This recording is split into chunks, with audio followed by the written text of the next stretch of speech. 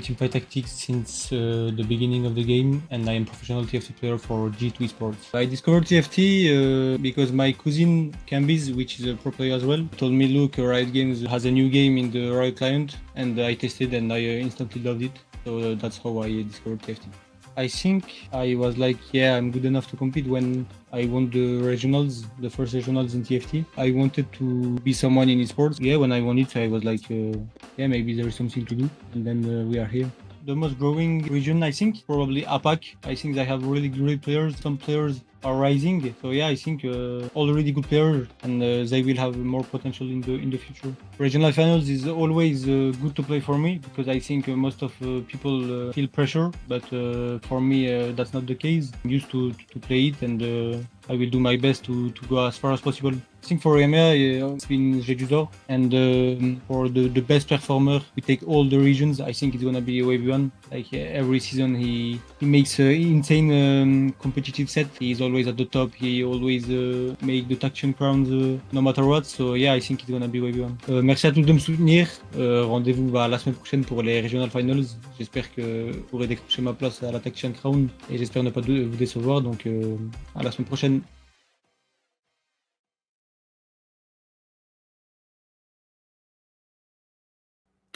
Welcome everyone to the Guardian Angel League's coverage of Week 2 of the Americas Regional Finals. I'm Invective. I am joined by our lovely production and today co-caster, co-streamer, Catherine. How are you doing today? I'm doing well. I think we're both kind of minorly suffering from a cough, but besides that, I'm very excited for today's games. And as soon as I joined the spectator, because I'm not playing, I am not a player. But yeah, super excited to see today's games and what comes out of them. Yeah, today is the day that we're going to be deciding who is going to end up in the final lobby of regionals. And typically this also coincides very much with who is going to end up going to Worlds. That top 8 typically consists of 7 to 8 players who are going to Worlds, and if it doesn't include one person, it is usually because of the way that the qualification works outside of that. Mm-hmm. Would you like to take a look at who we said goodbye to yesterday? Yeah, so after the first day of competition, in which I believe 32 players competed, we unfortunately had to say goodbye to 8. That means that the top 24 are going to be continuing today. The bottom 8 were Cottontail, Shaco, Jukyu, Ripple, Chinnington, Deleted, David Ace, and JRC. JRC really had a troublesome day on the convergence yesterday, but I think that's something that could happen to literally anyone. It definitely can. And so I went with, and we'll take a look at the lobbies here just now. I went with a lobby that is kind of in the middle of the pack here. I wanted to take a look at Darthneb, but I think we're gonna go with Robin Songs and Black Sheep, who are in the same lobby. So we're going with lobby 1, and it seems like most of the co-streamers have also picked up on that, with Robin Songs, Black Sheep, Setsuko, Phoenix, Konda, Upset Max, Tex, and Dish Soap. And Dish Soap's interview yesterday, really quick to talk about it, was feeling very confident. So I would really hope that that confidence comes into today with these games. But he was like, I don't care about any of these other players, whatever they're doing, what they're placing, what they're playing. It doesn't matter to me. I'm focused on me. And he's feeling confident going into today, I think. Yeah, 40 points is that break point that you can tell someone had an absolutely insane day, converted whenever and however they could. So yeah, we'll see how Dish Soap does in this lobby. But like you said, Robin Songs and Black Sheep, 2 other names we could watch out for here. And Black Sheep is someone who has just broken in to that top level, the TPC. And we can also take a look at the comps that we were seeing over yesterday. Veigar Reroll and Zio Stargazers is something that I was seeing a lot last week, and the same with Yi Brawler. So nothing too surprising in this first slide here to me. Yeah, this all looks pretty interesting. I feel as though my opinions on Acel, I guess I'm interested to see how often the Acel will be played with mech.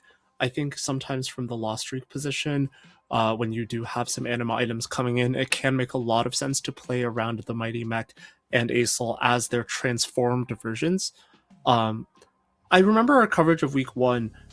I think that I expressed a little bit of confusion as to why we weren't seeing Urgot on the board, but I think it has been optimized to the point where Urgot no longer sees an appearance on the board, and typically I mostly see just like Acel and the mech.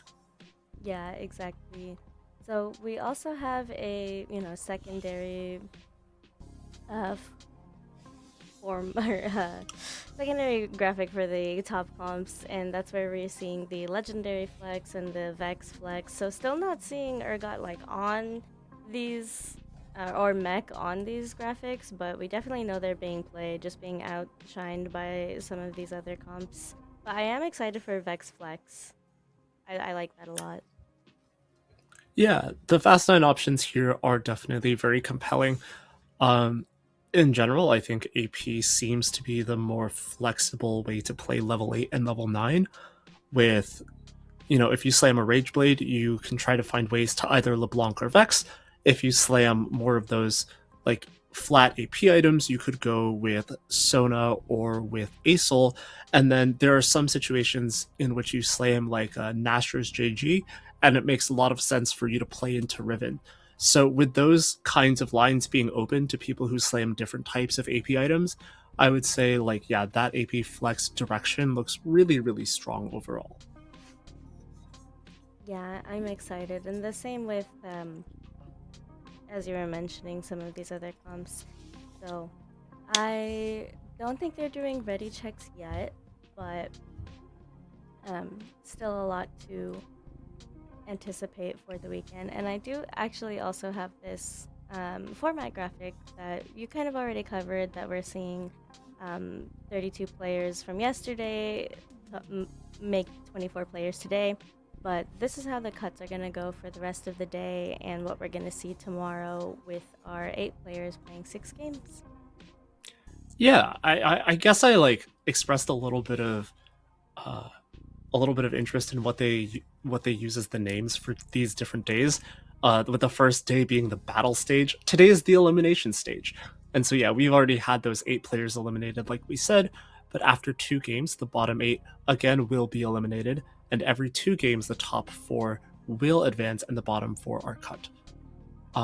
So I think that, like, the way that this typically goes is you'll see over the course of the day a narrowing of the field towards that middle group of players that are on the bubble of reaching the top 8, and then that top 8 will be asked to define itself over the course of one final lobby today. Mm-hmm. Definitely scary, and we'll just sit here while we wait for the players in the lobby to get started. But these points again looking pretty scary. If you're some of these bottom players, you definitely, knowing that the points carried over into today, want to make sure that you've got your best mindset going into these first games. Yeah, particularly if you are at the bottom of the field right now, maybe somewhere at 24 points or below, you come into the day knowing that you are going to have to take a big leap in these first 2 games to escape this bottom 8. And I am particularly interested in watching players like you mentioned, like Robin, like Black Sheep, to see if they're willing to break out of their typical strategies in order to make this sort of thing happen. And I'm not sure how up to date this particular graphic that I have on screen is accurate, but it could be like before yesterday, like before the week 2 um, standings and statistics came in. But this is still pretty good for Robin Songs.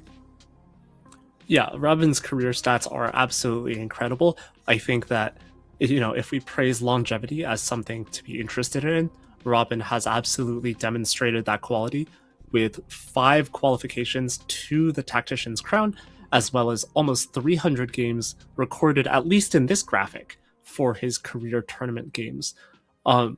This is just like a level of performance that, if you are a competitor in anything, you should aspire to. Yes, definitely agree. And I'm I'm wondering if we'll get a 6th time qualified. It would really have to, depend on today and tomorrow's games, but I wouldn't put him out of the running for something like that. Yeah, absolutely not. I guess he doesn't strike me as a player who would perform particularly well from like a lower points situation Mhm. where you might typically not expect Robin to be playing like an anima spot, for example, and then consistently try to play for top two in the lobby. But that's something that he may have to do, as I believe he is around that 24-25 point range. That's right. So we are gonna get in here with our first game, and we'll see. I totally missed them. Who our gods were. Yeah, we will see them in a second, but the Prismatic Party is super intimidating to start off the day. How some of the best players in the region are going to be using all of the resources that are at their disposal. We're going to have a chance to see that this game. Yes, and I especially love that when it's day 2 is great, but day 3 I think is when it can also be super driving these players' decisions. Having all of those resources available at the beginning on a day like today, where you want to start off strong, uh, I just I'm looking forward to what these players got for us, and we'll take a look at the altar constellation as well. Yeah, this is definitely a great constellation for Zaya. However, it would require you to have Stargazer in the early stages of the game, and then in some respects, because the power level of the Stargazer is not that high in the early game, because the items that you might slam on the Stargazer units are typically not like super strong items for Zaya, or vice versa. Like the Zaya items are not super strong on Twisted Fate, for example, or Talon. It does mean that the early game for the altar could be a little bit weaker. So if we see any of our players angling for Zaya, they're going to need to find a way to mitigate a relatively weak early game. Maybe they'll have something like the comeback story or a different econ augment that lets them get to level 8 safely and with a lot of gold. Mm-hmm. We see Build a Bud. I wouldn't. I'm curious if you think that's like an econ item or augment specifically, but that's also an option here, and we're not gonna go with our first choice. Um, so I'm thinking about Living Forge here. I think that the artifacts offer a lot of power, especially early, and it looks like Phoenix Awe is gonna agree. Yeah, they open up a lot of different things that are possible as well. I'm curious to know what Arbiter Phoenix has chosen, but the Mogul's Mail is certainly appealing, and I think that that is what we're going to be going for because we do have the potential to get a very powerful Leona, a Leona 3 Leon in this game. That's right. And looking over at Dish Soap, who's already got these 2 items slammed for this Fate. Looks like, yeah, took that Deadlier Caps. So might be leaning more into a endgame AP comp. Mm-hmm. And the way that this fight ended up going, really frustrating for Phoenix, where because of our matchup, because we're fighting the Twisted Fate, it means that we actually don't have the ability to cash out the Mogul's Mail on the first turn. And, these early rounds happen to be extremely important for whether Phoenix is able to hold the right units he wants to on his bench, and whether he's going to be able to make gold intervals. So we'll have to see how all of this proceeds. We will indeed. And I took a quick look around. We're seeing some Primordian starts, but what really intrigued me was that Setsuko's in the step for Space Groove. We've got our emblems that seem a little bit difficult for a player like me to make work, but I'm curious to see how Setsuko matches it all out. Yeah, if Setsuko, well, I guess if we have a look around, we can determine whether there are other Space Groove players in the lobby. But Space Groove, the level 8 version with the Nami and with the Riven, strikes me as being really powerful this game because if Setsuko is able to hit the level 8 board, and then normally that level 8 board will play Pantheon and Riven, and you'll have 2 Timebreaker, which is not weak, but it's not necessarily like the strongest thing ever. In this particular situation, if you're able to play that and field 3 Timebreaker, then you have the opportunity to get extra value for winning the rounds when you spike. And that would be really good as long as he can be winning. And we do As see, yeah. yeah. We do see, I don't think anyone else, maybe Phoenix is thinking about it with the Ornn on his bench, but nobody else has Space Groove active from what I can see. Yeah, and because we are in the Prismatic Party, our players know not to expect the ability to get too tanky. Too tanky is only offered as a gold augment, and that means that the premier augment for the Samira line is not on the field for this game.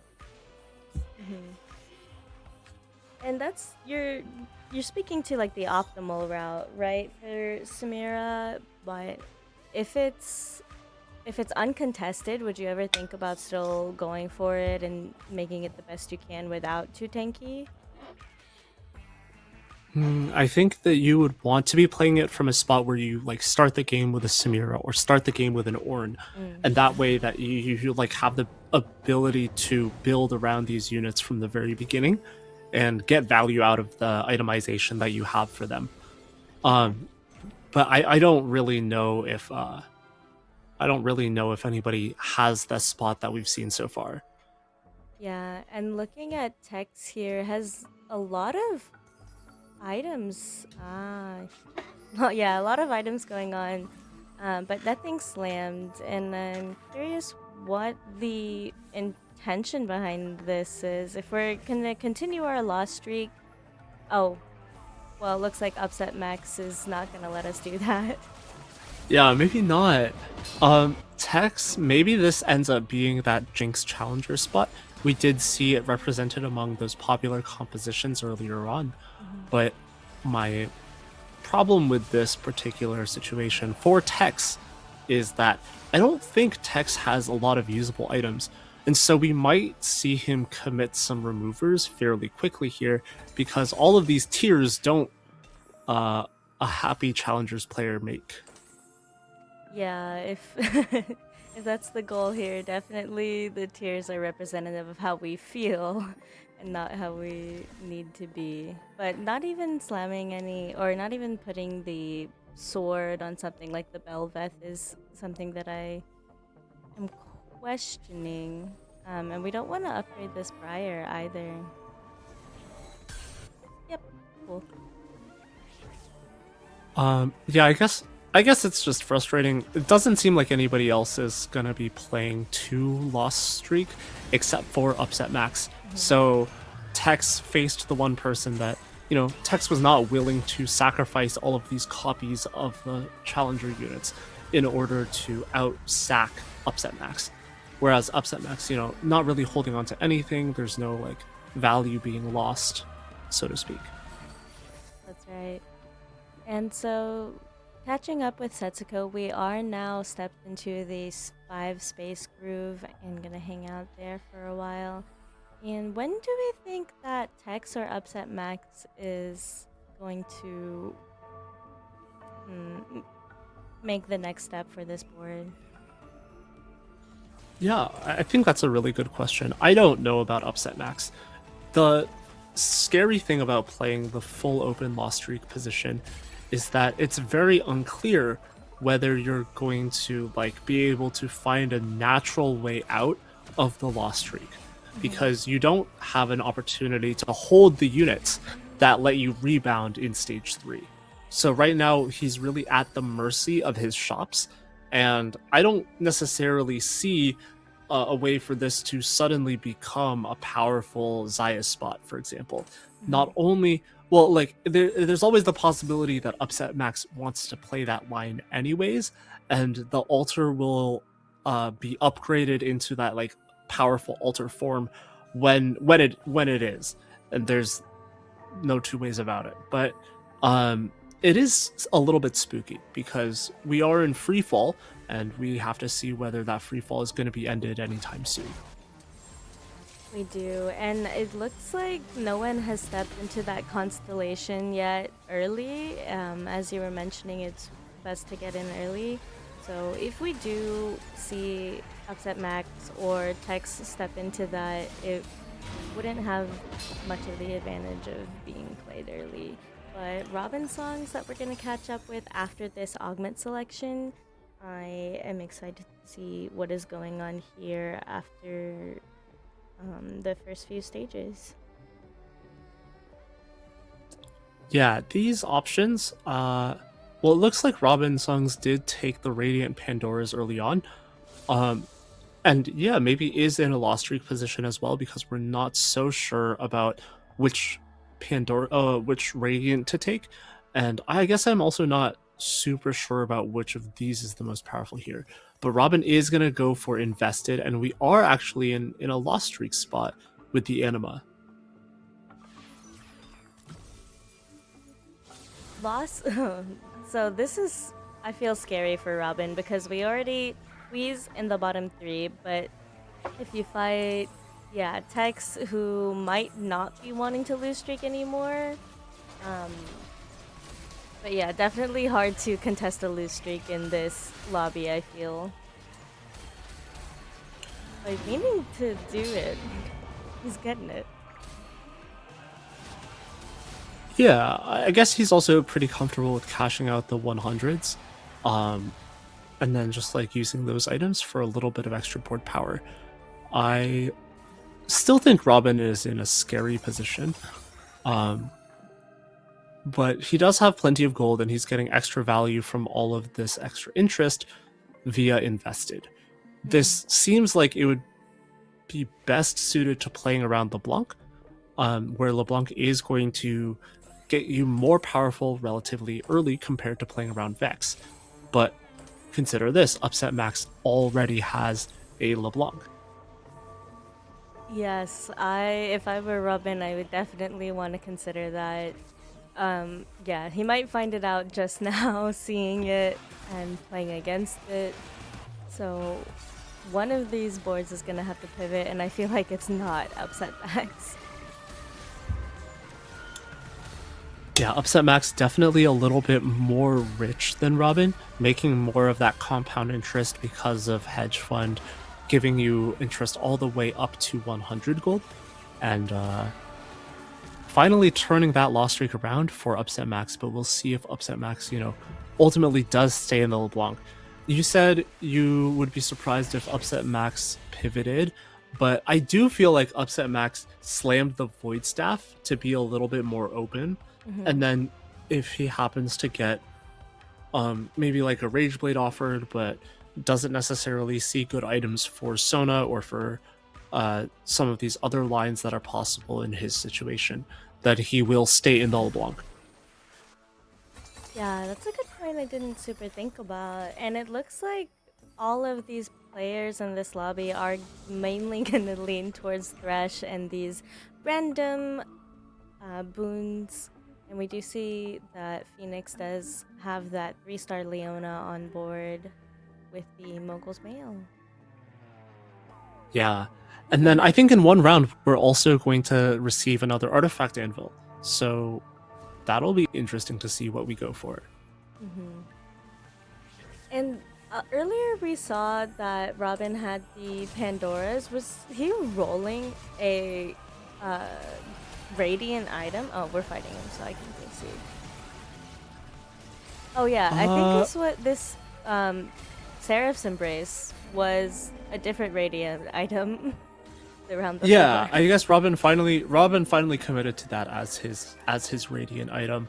I'm not sure about the stats, but I don't feel like, well, the thing about Archangels is it can be super powerful early on in the game when boards have the ability to stall the entire round.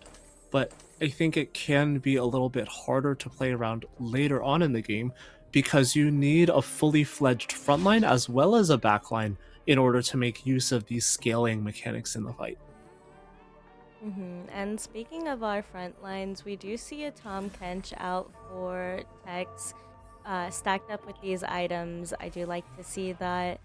And we could be seeing the start of what looks like that Yi Brawler board at the end. We have our Kindred online, and that, as mentioned, that Tom Kench. Yeah, could we take a peek at Black Sheep's spot actually? Oh yeah. I think this is a very interesting position because I didn't catch this earlier. I think his first augment is hard commit,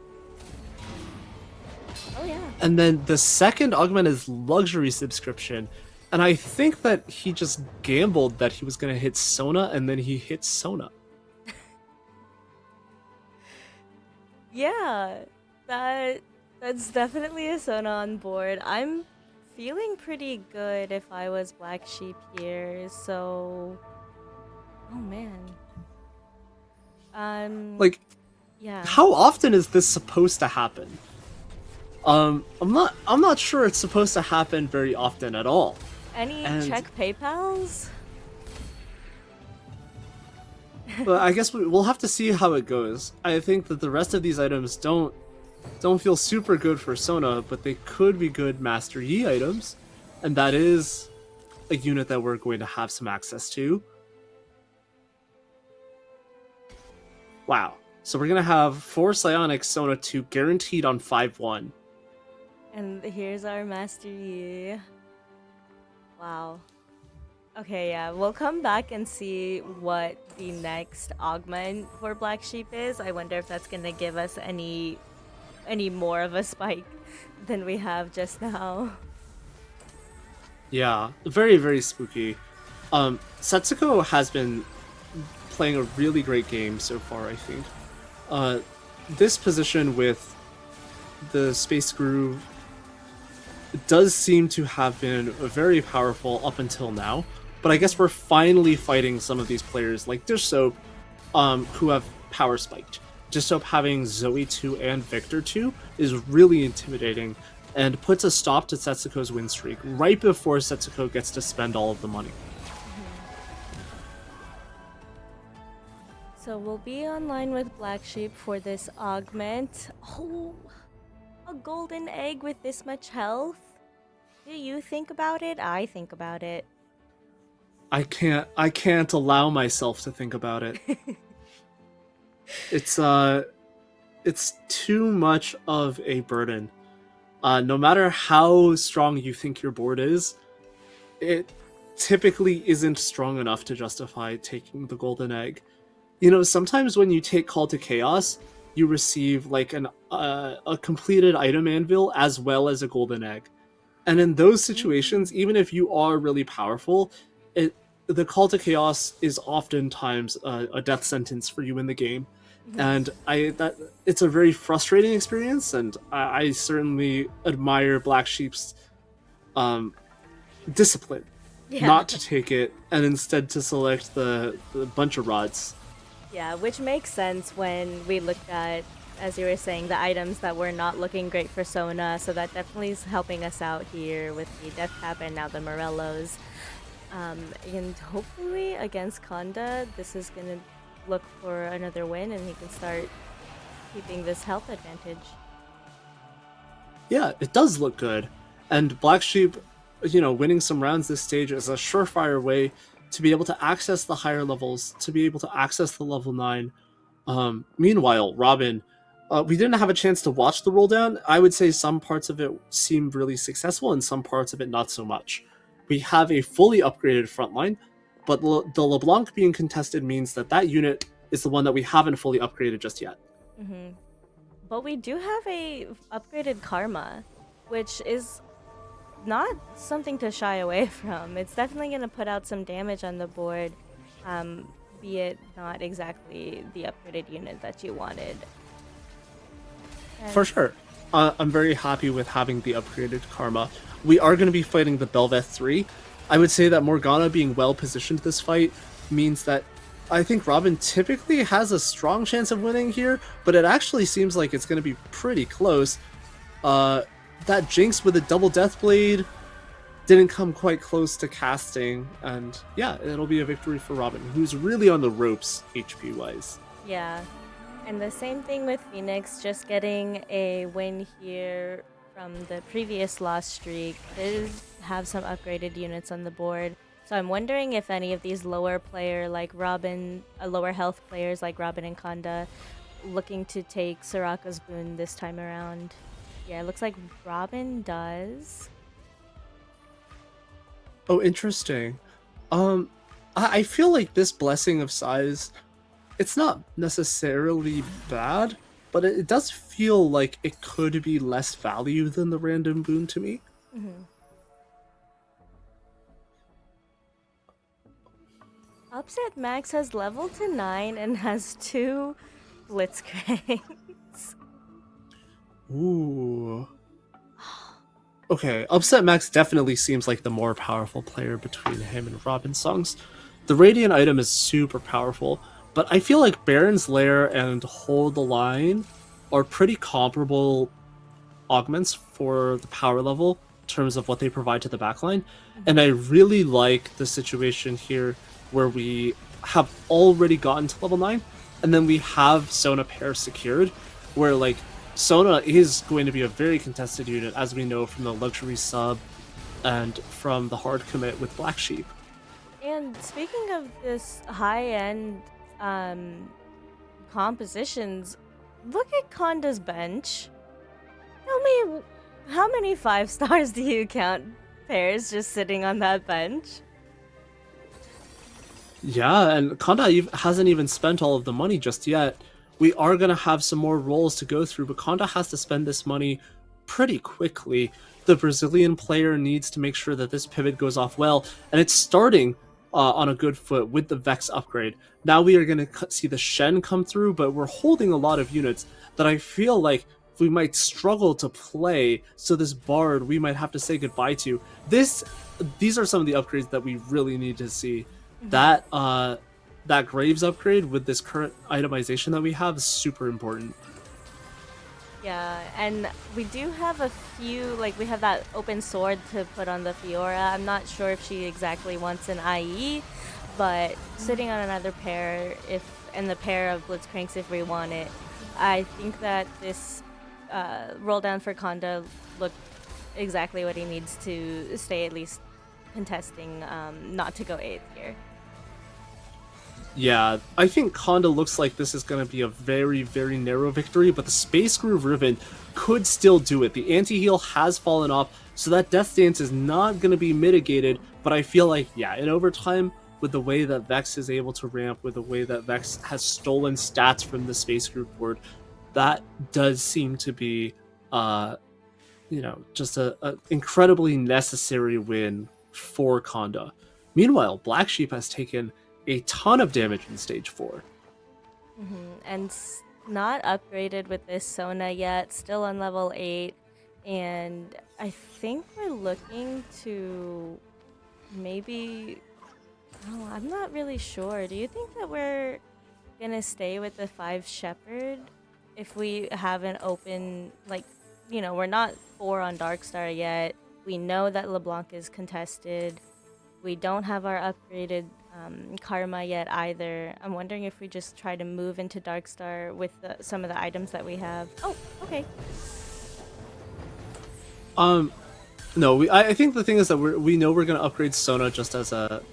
Oh wait, the Lysandra 3 is the one cost that the Black Sheep received. So we are really committed to the Shepherd board, and that's a very, very convenient. I didn't realize that's the one cost that we got. Yeah, okay, now it's all clicking. I was like, I feel like we're a little behind, but it's because we were coming in from the subscription. Okay, sweet. Fighting Robin here that has 11 HP though. Yeah, I think I will favor Black Sheep's board just a little bit, but the Morgana frontline seems to be very powerful, and the damage that comes through with the combination of the Karma and the LeBlanc has been really powerful up until now, but look at how much damage Sona has been able to do from the backline. Morgana cast and the Karma did hold out for Robin. Now both of these players may be on that one life situation. And Upset Max has also just upgraded that Sona, but quickly taking a look at Phoenix here, has not decided to roll for this Victor, and might be just looking to level after that.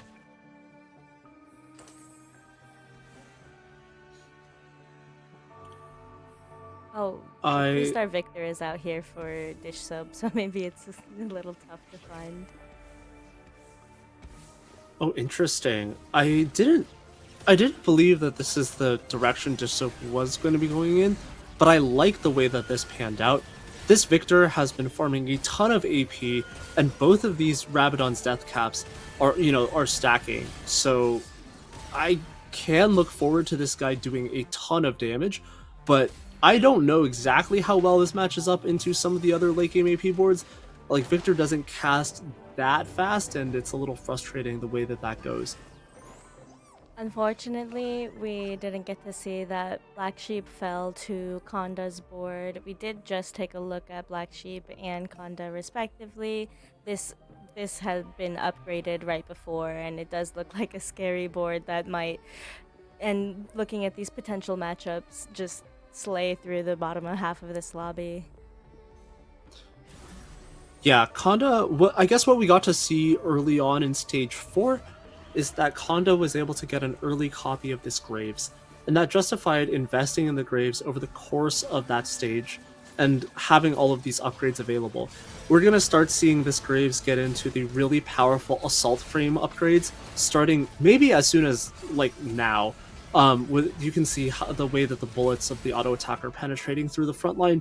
I think this contributes a ton to the overall DPS of the unit.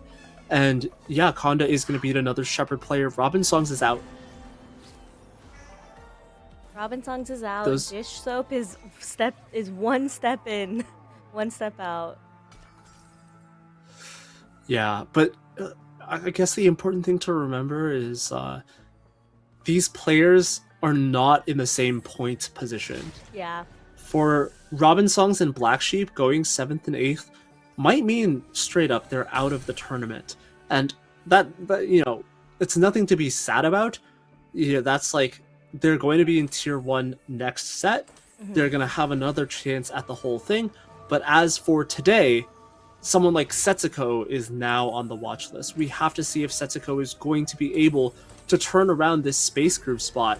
And it does seem like we have so many of the good pieces, because now we have Blitzcrank 2, Nami 2, and Ribbon 2, and the itemization seems good for absolutely everyone. In the fight against Dish Soap, the Blitzcrank is able to wrap all the way to the backline, finds the victor with the ultimate, and Dish Soap is going to be slain by, like, I feel like his only long-term rival in the America scene in Setsuko. Yeah, I think so.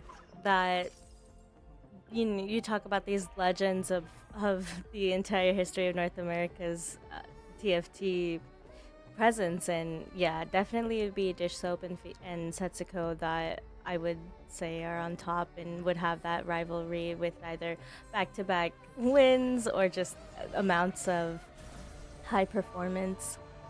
But Dish Soap gonna fall, and Upset Max was who we're gonna look at for this potential light fight, since they're fighting against Konda, but both look pretty strong. Yeah, Upset Max has taken a few losses starting as of very recently.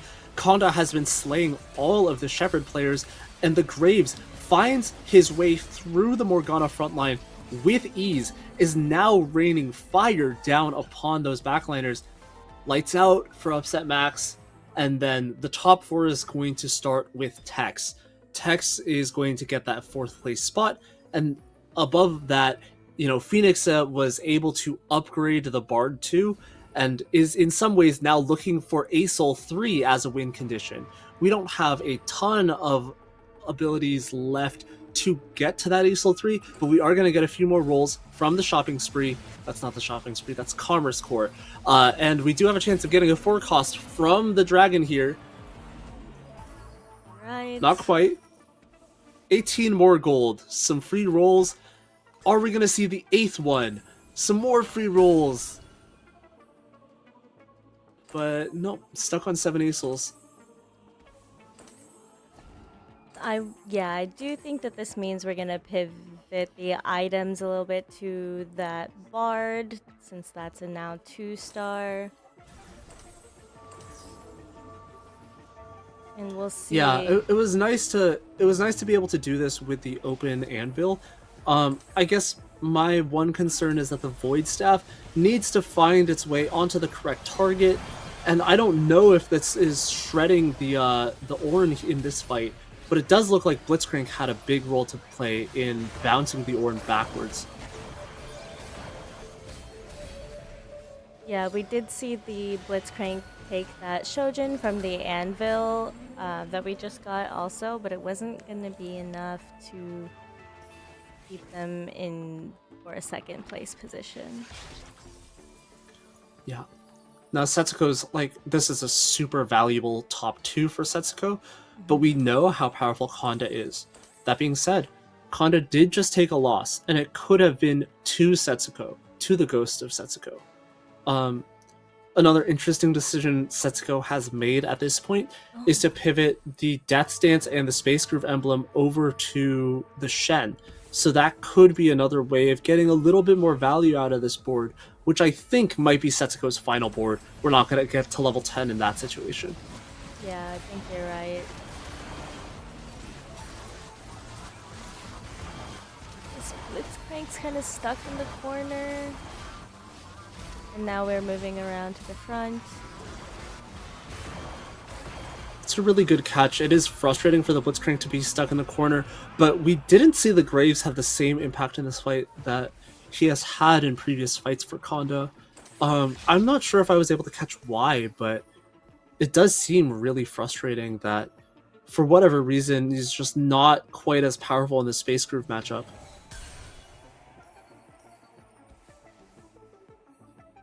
I wonder what the options were during this emergency shielding Graves roll. But decided to opt for that, and maybe it was after the loss against Phoenix there. Yeah, it is interesting. Kondo was able to retool the front line for this final fight of the game. We do have the Nunu and the Morgana now on board to give Vanguard with the Blitzcrank, but over on the other side, we're going to have Shen and the Blitzcrank of Setsuko doing so much damage. Is the Graves for Konda going to survive? There is damage coming through, and Graves does fall, but the changed front line is what seals the deal. Konda takes a victory for Brazil in this first game of the day in the elimination stage of the Americas Regional Finals. What an excellent game one coming out from these players. And Konda was really, piloting very well there. That I'm glad that we got to see that. And he's just a holistic view of how the boards ended up for the final position of all these players. Yeah, Setsuko really did have 3 ideal emblems. I think like the one thing that I would say, or I would call out as being like not so useful at the very end of the game, is that Timebreaker emblem. In a perfect world, there's like, we can imagine reforging that into an emblem that is slightly more valuable, because ultimately Setsuko can no longer use the economic value from that, but really a perfect situation for the Space Groove board, and it just barely outcapped by a well-played Fast 9 position from Konda.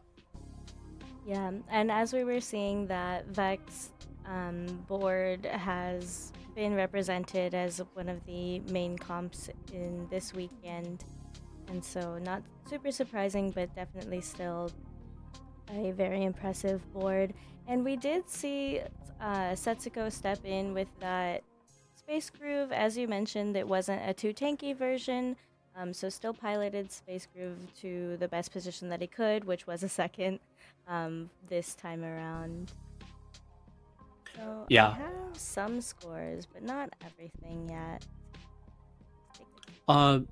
Before we go off of this screen, I do want to mention, like, we were talking earlier in the game about should someone like Upset Max pivot away from the LeBlanc from the Shepherds. We know that this line ended up being really contested this game, and none of these spots were outright bad. I feel like all 3 players, Upset Max, Robin, and Black Sheep, when they were alive, they hit their boards. But something about the way that other players may have been able to react to them and position for them or itemize against all of this magic damage changed their game plan in such a way that it was more beneficial.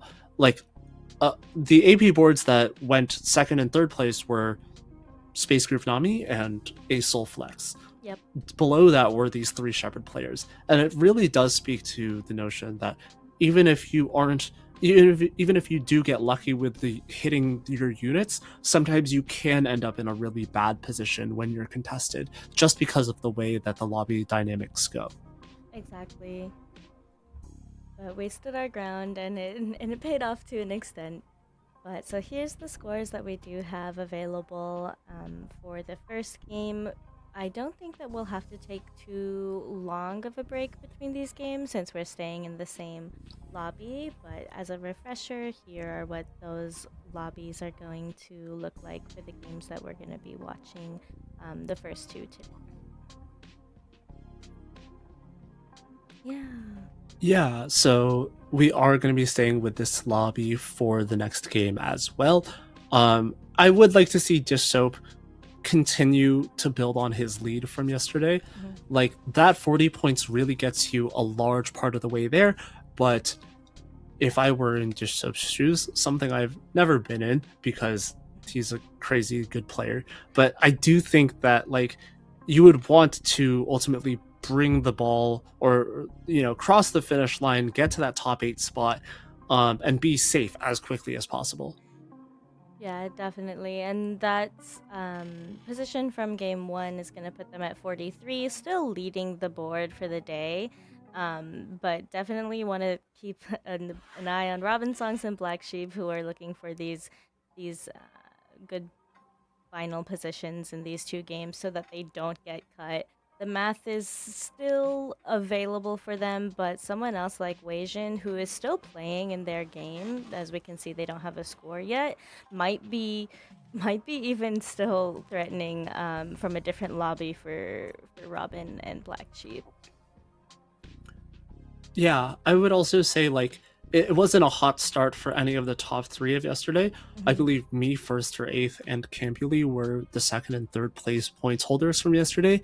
Me, first or 8th, went 7th, and Campuli went 8th. I think that that's a frustrating way to start off the day. Actually, yeah, Dink Beams also went 8th place. The field is getting a little bit more crowded at the top than today. It definitely is. And so I do have an update for our lobby. We're just going to wait for the other lobby to finish so we can get all of the co-streamers together for this game 8. I'll see if I can put that in on our Be Right Back screen, but it's about 2 more fights max. So if you're all right, then we can hit a little break before we get into the next game of the day. Yeah, that sounds good. All right. See everyone in a bit.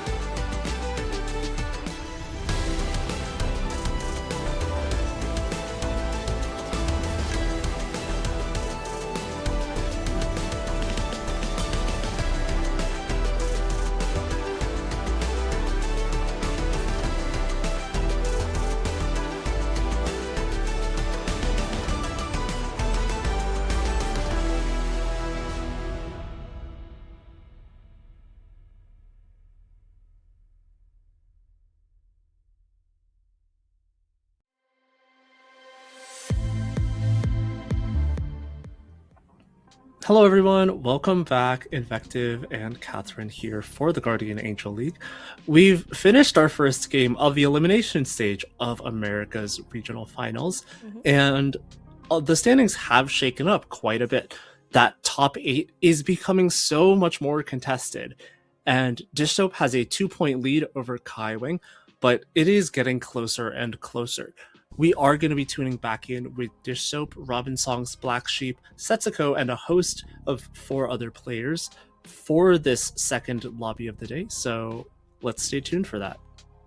Yep, we did have a little bit extended of a break between these games. We were waiting for some of the co-streamers from the other lobby, and then some of our players needed to use the restroom, needed to reset their router.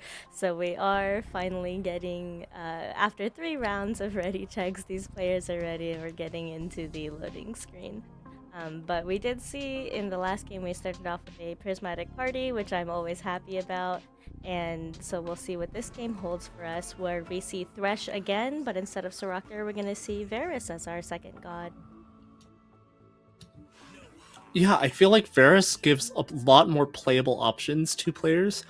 I feel like Soraka's a lot of the health boons from Soraka are not quite as valuable as the alternatives, unless you are playing something that's super HP dependent, like Anima Full Lost Streak.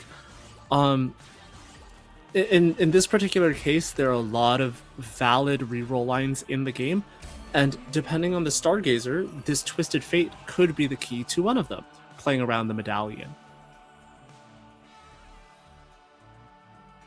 So we'll see which one that is. Oh, it's the Mountain. That one's also quite good. What kind of comps do you see come around the Mountain here? I would say that the premier one is going to be the Lulu reroll. I think that one's particularly beneficial for, like, it has a particular synergy to be played on the Mountain, because when you itemize units like the Melio, or you have to itemize a non-Stargazer unit like the Pantheon or the Maokai in your front line, they can get benefits from all of these extra emblems that you're able to farm. We see these Arbiter options for Upset Max, and while they chose the gold, is going to choose not to actually have that trait active. Oh, the potentials for Anima coming out for Phoenix. Yeah, having the Jinx and the Aurora is a really great start, and Phoenix will make 10 gold in order to optimize for this Lost Streak position. Now, I'm not sure about taking any of these ones except for Slice of Life. Slice of Life starts you off with a 2 cost now, so no chance at a Briar or an Alawi there. But that being said, sorry, that was Phoenixa. Phoenixa was able to get 3 Mountain in, so that is a possible way of starting the game for sure. We went over to Dish Soap to see this last pick for the augment and opted for patience is a virtue. So love to see that. We have a little bit. I was gonna say we have the options here, but Timebreaker maybe not looking too appealing, since we don't have, like, again, a Pantheon or anything to really activate that and bring it online, outside of a 2-star, which I think he's just more happy with Jinx, and maybe still looking for Anima here. Yeah, maybe I would think that Soap has an opportunity to play around the Jinx reroll with the challengers. That is one way that he could put these rerolls to use relatively early on in the game. And this Briar upgrade does seem pretty compelling. There's a potential that Dish Soap could pick up this Briar upgrade and then roll once or twice for the Belveth. But as of right now, it seems like he's pretty content not to purchase it. We see that Robin has opted for the Leona Arbiter and is likely gonna maintain this loss streak for a little while. On the other side, Black Sheep has activated the Timebreaker and has the Emilio online. I think this is a 2-star Glenn sitting on the bench. Yep.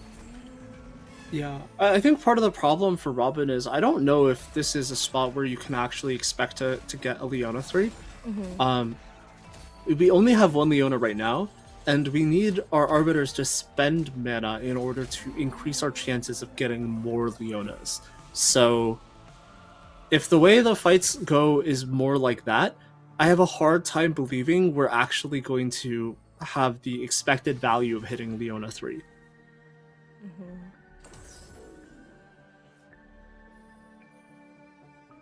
So some of the boards that we thought might get Anima online and running, I don't think have just yet. But I do like Upset Max's board. Seems very stable, bringing... Oh, okay. Well, it still seems pretty stable, but I was gonna say I like the Dark Star element, especially early when some of these units from your other opponents haven't fully been upgraded yet. Yeah, as for the tempo of this lobby, though, maybe it's going to be dictated by someone like Tex, who took Kickstart and got this Gwen 2 early on in this game. With the upgraded Briar 2 as well, this seems like a spot that a lot of players are going to have a hard time contesting. Setsuko is also in the 100 HP position, so I would love to take a look at what he's got going on. We will get a look right after this boon round. Mini Recombobulate. That might be something that some of these players look at, like Black Sheep, who doesn't have the exact start that they want to and is going to opt into that. Meanwhile, some of these other players are going to look into that tiny dupe to make their board state a little stronger, a little more stable going into the second half of the second stage. Yeah, and maybe for someone like Upset Max, these tiny duplicators actually incline him to play around Cho'Gath and Lysandra. But I would say for most of these players, the tiny duplicators are not going to be all that strong. Setsuko did mini Recombobulate, and this board isn't weak by any means. We also now have access to Gwen 2, and it came with a Kaisa and a Mordekaiser. So that's certainly a lot of direction for Setsuko here.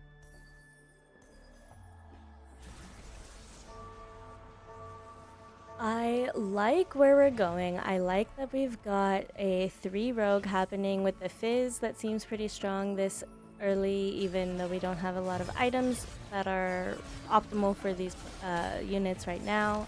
I'm still liking the power balance that we have coming out, and it should be enough for this round. Yeah. I agree. And then Black Sheep also took the Recombobulator, got the Kaisa too.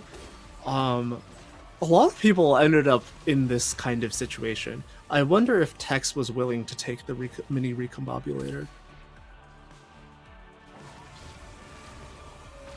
We'll take a look just after this. Wow. That's gonna be the 1-star Belveth getting the better of a 2-star Rek'Sai then. Yeah. No, Tex did stick with the set of units that he had. Maybe upgraded the Rek'Sai with one of the tiny duplicators. And is because it's a 2-cost. I wonder what we're thinking holding these Samira and Nasus. Could I don't know. It feels like a while to hold on to them to the next augment to see if we do get too tanky. But if you're not in a position where you're like losing your econ to hold these, then it seems like Tex is keeping options open. Yeah, I agree. There's a world in which you could spend your other tiny duplicator to make 30 gold. And then not hold the Samira and the Nasus. But holding on to them doesn't strike me as being too bad. A lot of our gold is coming from our streak right now. And Tex is opening up an opportunity to not be in this sort of Primordian situation. And I feel like this Primordian situation is not bad for the early game, but it is going to fall off in the mid game. You know, that 1 gold to 2 gold a round isn't necessarily a ton as the game proceeds. And part of the frustration can be that that line is not like intrinsically an AP line, but we slammed a Rabadon's Death Cap. So we need to find a way to get to a board like the ASOL, and if you want to keep your win streak, you're going to have to find some intermediate units to bridge the gap between here and there. Yeah, speaking of these intermediate units, it looks like from just these quick sweeps that Phoenix and Black Sheep are both looking into that Lulu with this mountain constellation. So I'll be excited to see if either of them outpace the other, while looks like Setsuko is spinning into a shepherd board. Potentially. Yeah, Phoenix seems... I think Phoenix has been doing this for an entire stage. He already has one of the mountain emblems. I think I would be really surprised if Black Sheep ended up fully contesting the Lulu, because that just seems like unwise to contest someone who's like a full level up on you in that trait. And I think Black Sheep had just the blue buff made. So there's still some options for that. But yeah, it does seem like Phoenix has more ahead than Black Sheep for this constellation. Yeah, some really good options here. I think the trifecta is something that I would consider for this composition. Maybe it's not the most powerful ever. Maybe like it's a little bit better when you are playing an AD reroll instead of an AP reroll, but I think still super acceptable for the Lulu. I guess we will see, because maybe the spreading roots is a little bit more appealing. Yeah, I was thinking the same thing, that spreading roots might seem appealing, but it might be, if you're already working with emblems that are coming from the mountain, maybe a bit too dizzy, or will be too conflicting when you're trying to make your items, and you have to, consider all of the emblems and the item slots that will be taken up from there. I'm gonna swap to Tex. Oh, I was hoping that Setsuko and Tex would fight, but they didn't. So we are gonna get a update on Black Sheep's board. Not too much upgrades coming through, just still sitting with that Lulu one. Yeah, I really don't know if I like it. I hope that Black Sheep, but like for the sake of Phoenix, I hope that Black Sheep is just using this as an ability to farm an emblem and nothing more. And like if you get an emblem, maybe you can reforge it into something else later in the game. That's a way of farming a little extra value. Phoenix's spot is just like very committed to this, and Black Sheep getting into it at this stage of the game seems unreasonable to me. And I wonder what the options are going to be and when this move happens, because yeah, I think you're right. I think that maybe that we're here for the interim, but I'm not seeing where we're going after, at least not intuitively as we are right now.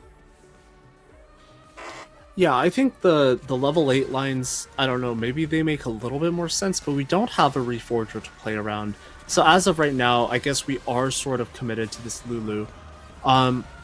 We do have the Jax too, and it's not necessarily a weak frontline for this stage, but I have to say, with the state of the rest of the lobby, with the way that Konda's board looks, for example, with this Evelyn's Akali, we're still losing the rounds.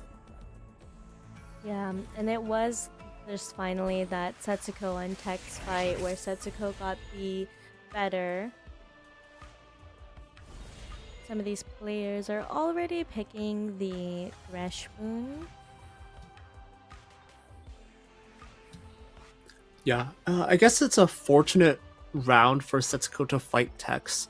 Setsuko seems to be opting into like a fast 9 with the explosive growth, and then 2 rounds after selecting that augment, you select it on 3-2, then you fight Tex on 3-3. I believe that means Setsuko had a good interval to go to level 7. By going to level 7, Setsuko was able to fit in Psionic and Conduit, and that ended up being a third item for the Gwen.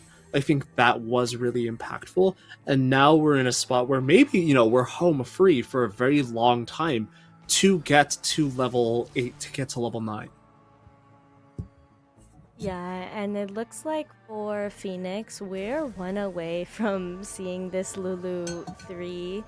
So Phoenix definitely feels committed to this board. I think that you were saying it earlier, Phoenix was the most committed. So if I were a Black Sheep and I was looking around right now, I would think, okay, I definitely need to get out of Lulu because there's no chance for me now. But with the items that we had for Black Sheep, I'm still just wondering where we go because I think Shepherd was already being started up by some other players. That's what calls to me from the Morellos and the Jeweled Gauntlet. Yeah, I guess I'm a little bit shocked. I've never seen that much of 1-3 cost, starting with like a stage 3 roll down. But we are super close to being able to play that Lulu 3. And, the rest of the units aren't necessarily in a bad state either. It's just we need a few more items from this augment or this upcoming neutrals round in order to round out the front line and the back line. Both Jax and Lulu need some more items. Oh, I regret not bringing us to see Upset Max a little bit sooner. We snuck in these 2 3-stars for our Dark Star comp, and and that was it really. It's really good. I think this also ends Setsuko's win streak. Even if you manage to bring down this Cho'Gath, I have to imagine that Cho'Gath takes the rest of the board with him, because out of the Latent Forge, Upset Max was able to find the Void Gauntlet. That's going to be a really big deal. I think one of the best possible ones you could find for Cho'Gath. Turning all that HP into offense is such great value. Definitely. So taking a look at Black Sheep here, we should expect to see another roll down come out after this to see where we're really gonna end up. I do like to see that Tex already has a Yi and Riven on the board, and we just need a few more brawlers to beef up our front line, but I'm looking pretty okay. We'd like some more Kindred items as well. Yeah, is this ultimately a fast 9-able position?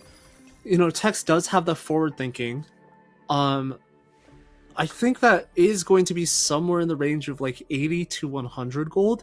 So it is feasible that we could get to level 9, but I think we would not be rich. Yeah. Meanwhile, Black Sheep is choosing these items very carefully, so has not begun to change the board at all. And yeah, I guess we'll do that a little bit later. Yeah, I think we are firmly not playing Lulu. Hopefully for Black Sheep, being in this Lulu mid game, hopefully there is a little bit of payoff where we get to reforge this Mountain Spat, have a chance at something useful. But because we found a Bard, because we found these Voyager and Shepherd frontliners, I think we really do have a way out of this position. Yeah, we do see that there is some Shepherd sprinkled on Dish Soap's board too. Dish Soap's board as well, but again, they're working with a little bit less gold than Black Sheep is. And we'll see how these augments... Ooh, Golden Gamble. It doesn't show us which one we got. We lost. Okay, we're gonna skip over a Jin. We are firmly out of the Lulu, as you mentioned.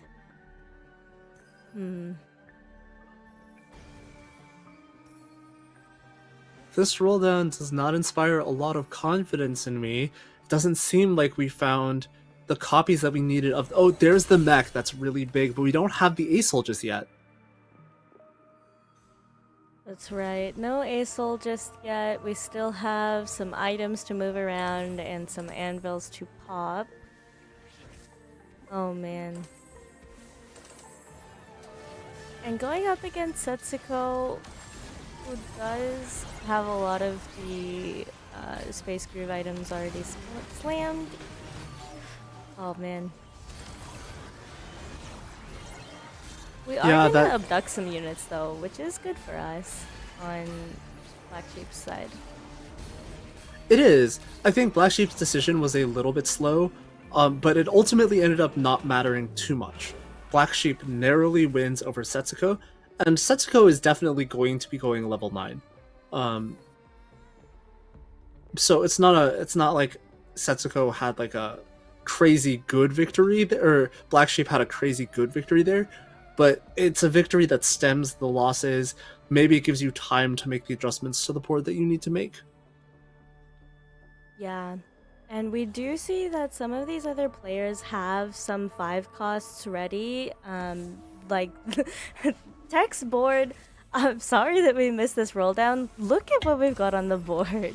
We've got the Graves out, we've got the Vex out, we've got a Fiora with the Thieves Glove slammed, and she's doing work moving and dashing around these front lines, and it might be enough to take Dish Soap's board right now as it is, but this Leona is taking a long time to kill.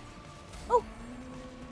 Nope. Yeah, it's not bad, but my concern is that it's just not really enough right now.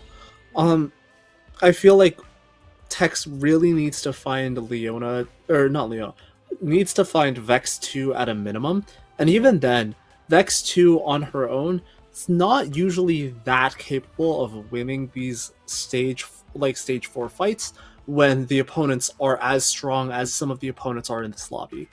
Like, I do have some real concerns because we don't have a lot of gold left in the bank.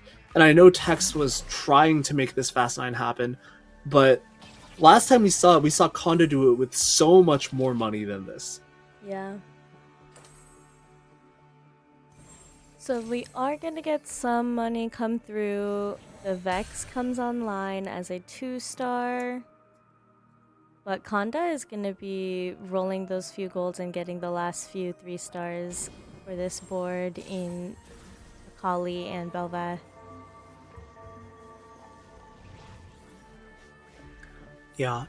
Something I'm really surprised about is that Kondo was willing to select the Call to Chaos. To me, that strikes me as being a spot where like we really didn't see any of the options that we could have wanted from a Prismatic. The Call to Chaos has some options that straight up end your game if you are playing this reroll spot and you haven't hit all of your units. Like if you got EXP here, I think your game is just over. So Konda being willing to gamble in this spot means that like we didn't see the swords, we didn't see like anything that could give us a ton of items. We really had to go for something high variance.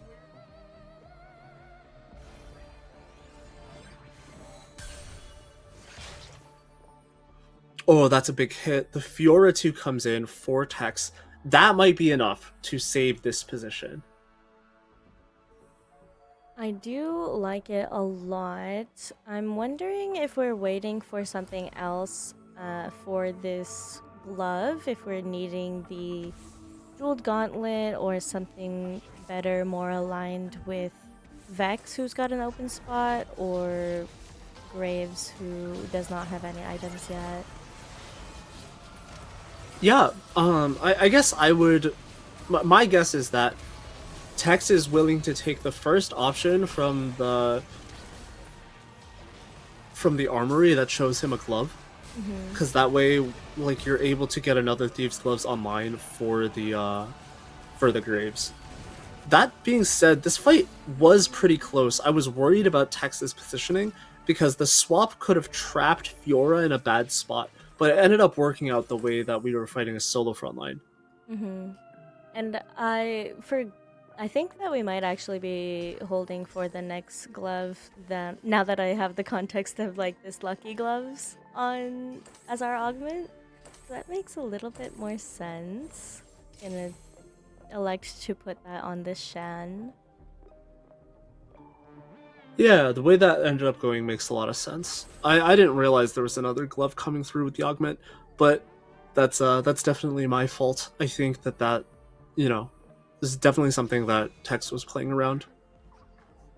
Okay, Setsuko has made some changes to this board, even just now electing to put the Sona in over the Bard, so I believe we'll see these items pan out on the Blitzcrank that's up there, and this Sona, trying to 2-star at least one of them before we slam our items, but not going to get either of them upgraded in time for the next combat. Yeah, not great luck so far, but it is what it is. I think Setsuko does have the ability to tank one more loss here.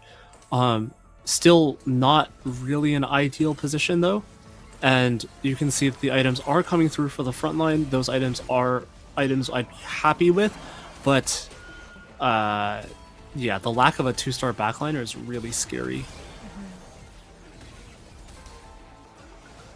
Damage is not going to be enough for this round. After a good start, yeah, Setsuko's falling a little bit behind in health now. Yeah, he's really on the ropes, and when you consider that a lot of people have already gotten their hands on Sonas, like Dish Soap has a pair of Sonas here, maybe it's unlikely for Setsuko to be able to find the units that he needs with the gold that he has remaining.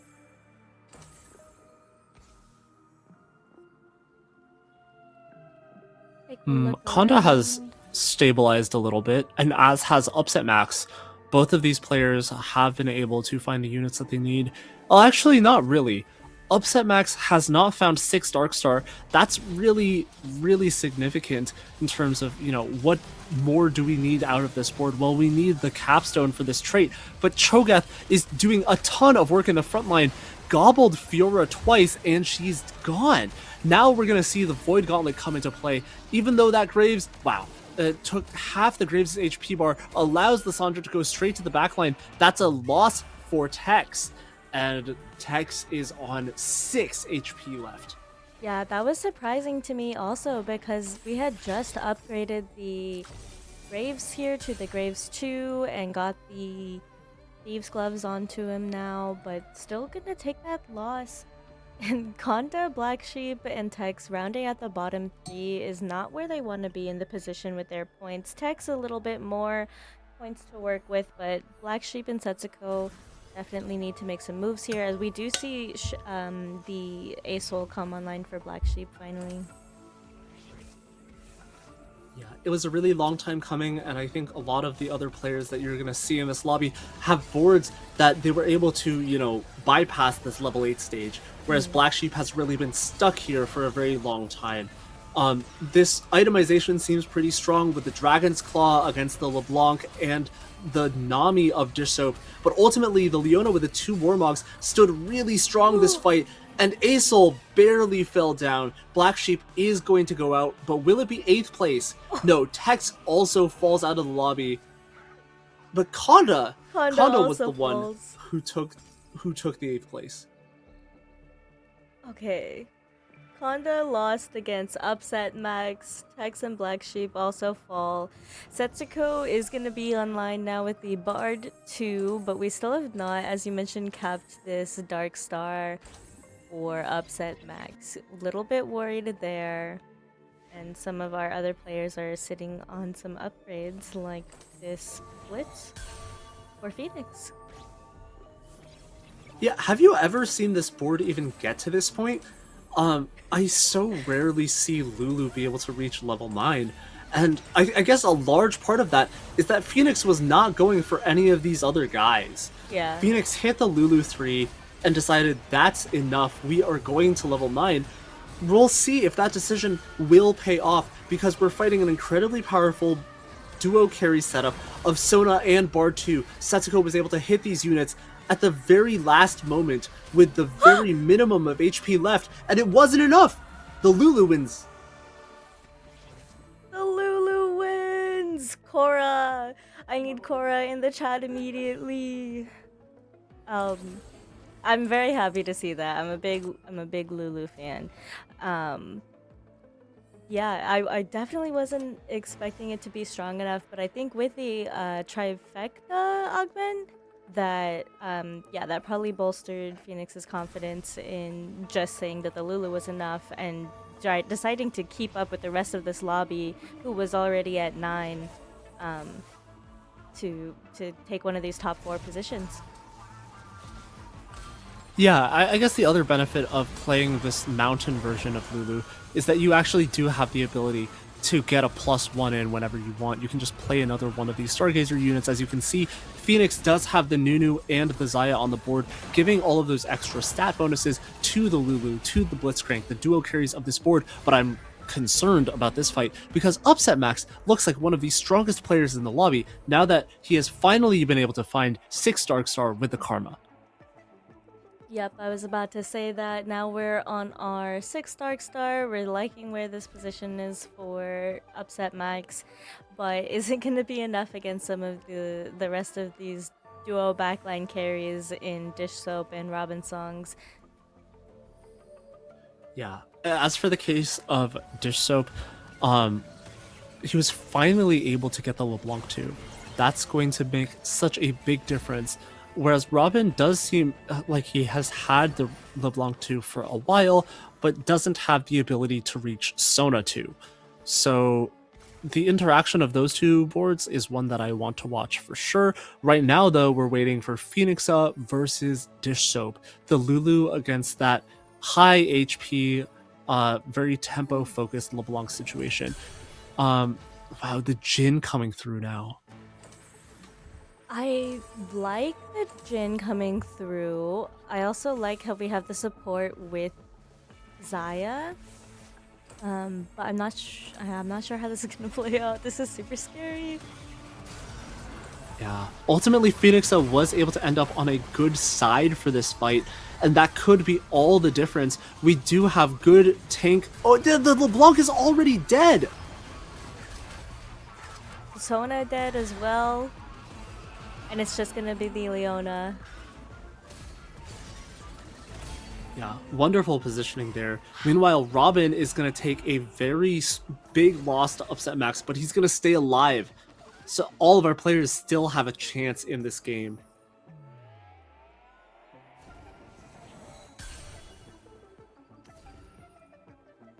Yeah, this looks a little tough in the sense that we don't have a pair to sit on for this Sona. Oh man, I don't know if. Do you think we have enough damage here for Robin? We are going to be playing against Phoenixa. Mm-hmm. And last time we saw this matchup go really poorly for the LeBlanc player, there's a chance with those double Voyagers in the backline that all the damage could come through, but I don't know if I believe it just yet from Robin Songs. I'm gonna have to see it. Phoenixa is raining down Starfire upon the backline, but Morgana has survived an absurdly long time in this fight, and it doesn't go the same way as it did against Dish Soap, unless, no, Phoenixa is out. And as is Upset Max, Dish Soap was able to beat Upset Max in that matchup, and now we're going to have Shepherds versus Shepherds. Oh my gosh, is my flock better than yours is the question now for Dish Soap and Robin Songs. Dish Soap, again, with that point leading position, doesn't necessarily need to take this win, right? But is in the position to do it anyways, and Robin Songs, who is fighting for their regionals life right now, with this just Sona pair, not able to upgrade that in the interim here. Yeah, I would say the front line of Dish Soap looks a little bit stronger. That Leona is so powerful, but the combination of the Morgana and the Alawi from Robin Songs is nothing to sneeze at, and all of this extra damage you're going to be getting from the amplification from this double Voyager emblem, that's a lot of damage to go up against. Now you can see that the way that this fight has been going, there's so much damage being splashed onto the backline of Dish Soap, and Robin is going to stay alive. That Morgana, like you said, she lived for so long, and I'm wondering if I can pop out to see just how much damage she did. Or not. What is damage she took? Yeah. Locked Oh, let me get this HUD out of the way so you can see. Wow, 10,000 damage blocked. As for Dish Soap, how much damage was that Leona able to block? 13,000. I guess if you compare these two boards, the big difference is that Robin Songs does have two frontliners. That could be a big part of this. I guess Distrope is also really stuck on this Nami 2, has an inkling that this Nami 2 is going to be powerful for his board, but I have to wonder if that Sona isn't powerful, a powerful alternative. Meanwhile, Robin was able to itemize the Karma 2-star. We'll see if these adjustments make a big difference. Oh my gosh. The fight ends up being so close, but Robin Songs seems to have a win streak going on. Yes, and we noticed that, or maybe I think that Dish Soap had also moved the position of the Leona from the left side to the right side for this last fight, hoping that that would make a little bit of a difference to capture some of this Leona damage or maybe take the focus from the Karma. But we didn't see it happen exactly the way that maybe wanted it to shake out. Still, though, definitely scary, and I'm really rooting for Robin. This first would make a lot of a difference. Yeah, the adjustments come through once again. Both of the main tanks for Robin Songs are going to be matched up against the Leona. Everyone is on the left side of the fight, but I have to call out one of the big differences for this fight is that Dish Soap does have a really favorable Thieves Gloves with the Adaptive Helm and the Jeweled Gauntlet on Sona. Could that be the difference maker? Could the variants have come through in the 12th hour? It's going to come down to the Karma cast, and the Sona's Thieves Gloves are not enough. Robin Songs takes 3 victories in a row up against the 2-time world champion, maybe keeping his tournament life alive.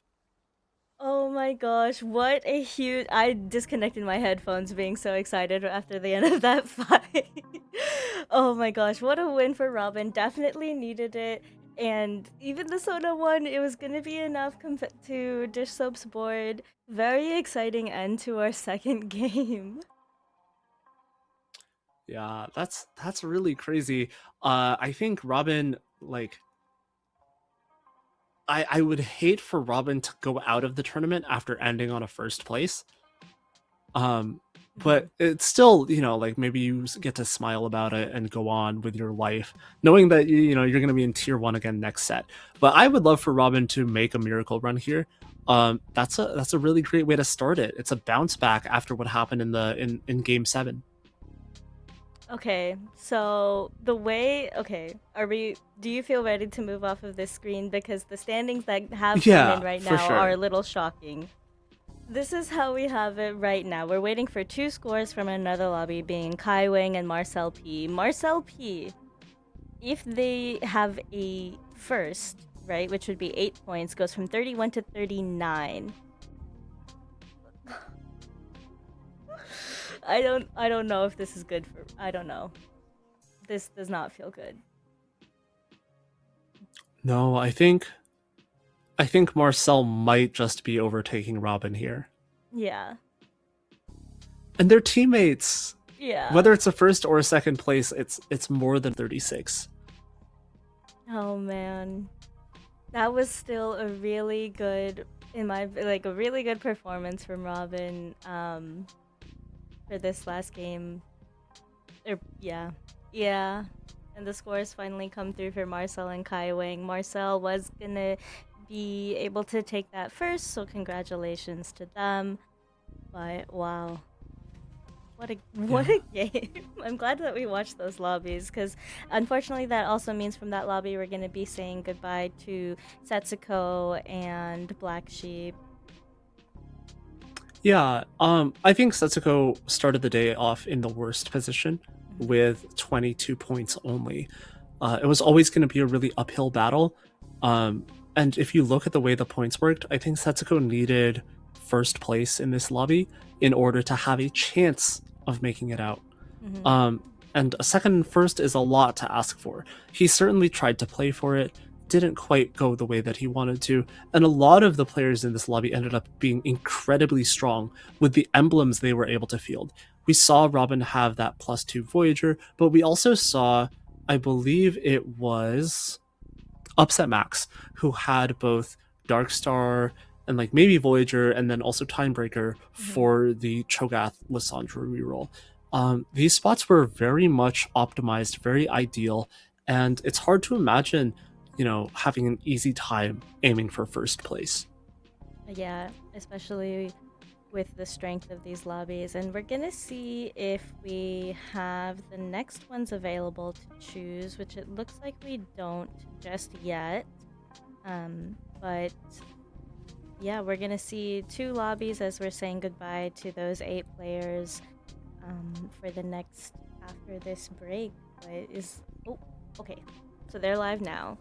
Where would you like to go, Invective? What's speaking to you as far as these lobbies go? And if you need to see the scores again, let me know. I personally would like to watch Lobby 2 slightly more. Kimberly has had a really bad start to the day, but has an opportunity to turn it around before it's too late. I do think that some of these other players are for sure worth watching. Darth Noob, I also think, is in a bad spot with regards to the points, but could make a run. Kai Wang is nearing on that first place position, and might be the challenger to Dish Soap this weekend.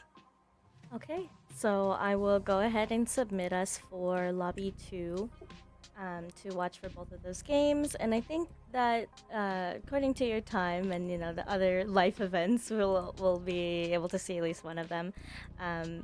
But besides that, there's nothing holding us back from a little break as these players again get their lobbies shuffled, get their water, get their bathroom break. We'll do the same and we'll come back with the next game very shortly.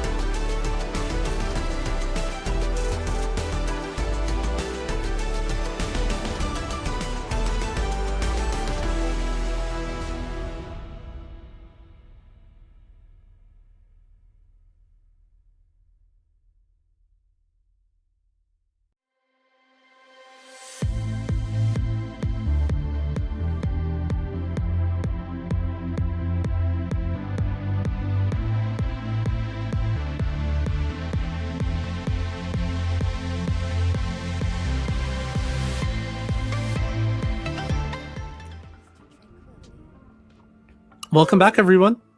Hello. We're here, Invective and Catherine, back again for the third game of the battle, or not the battle stage. This is the elimination stage, game 9 overall.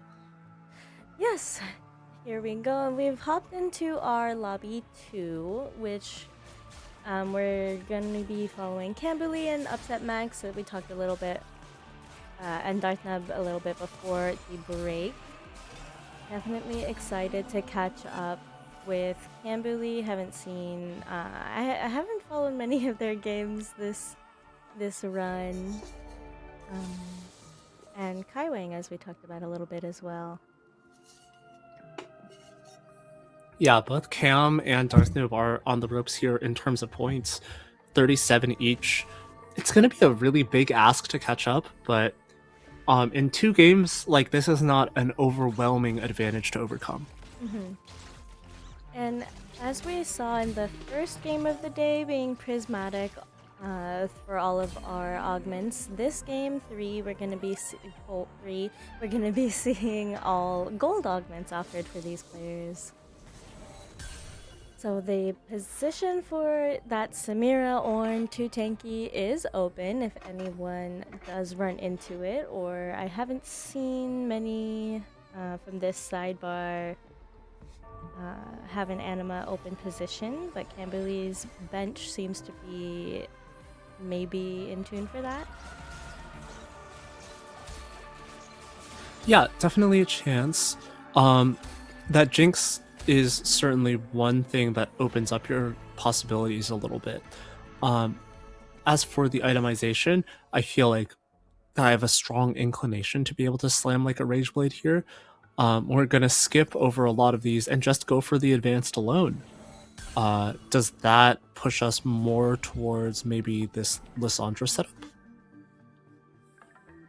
I would feel like so, but we'll wait, or we'll, see what the player ends up deciding. And me first Earth here, or sorry, Upset Max is still going to be choosing their augments.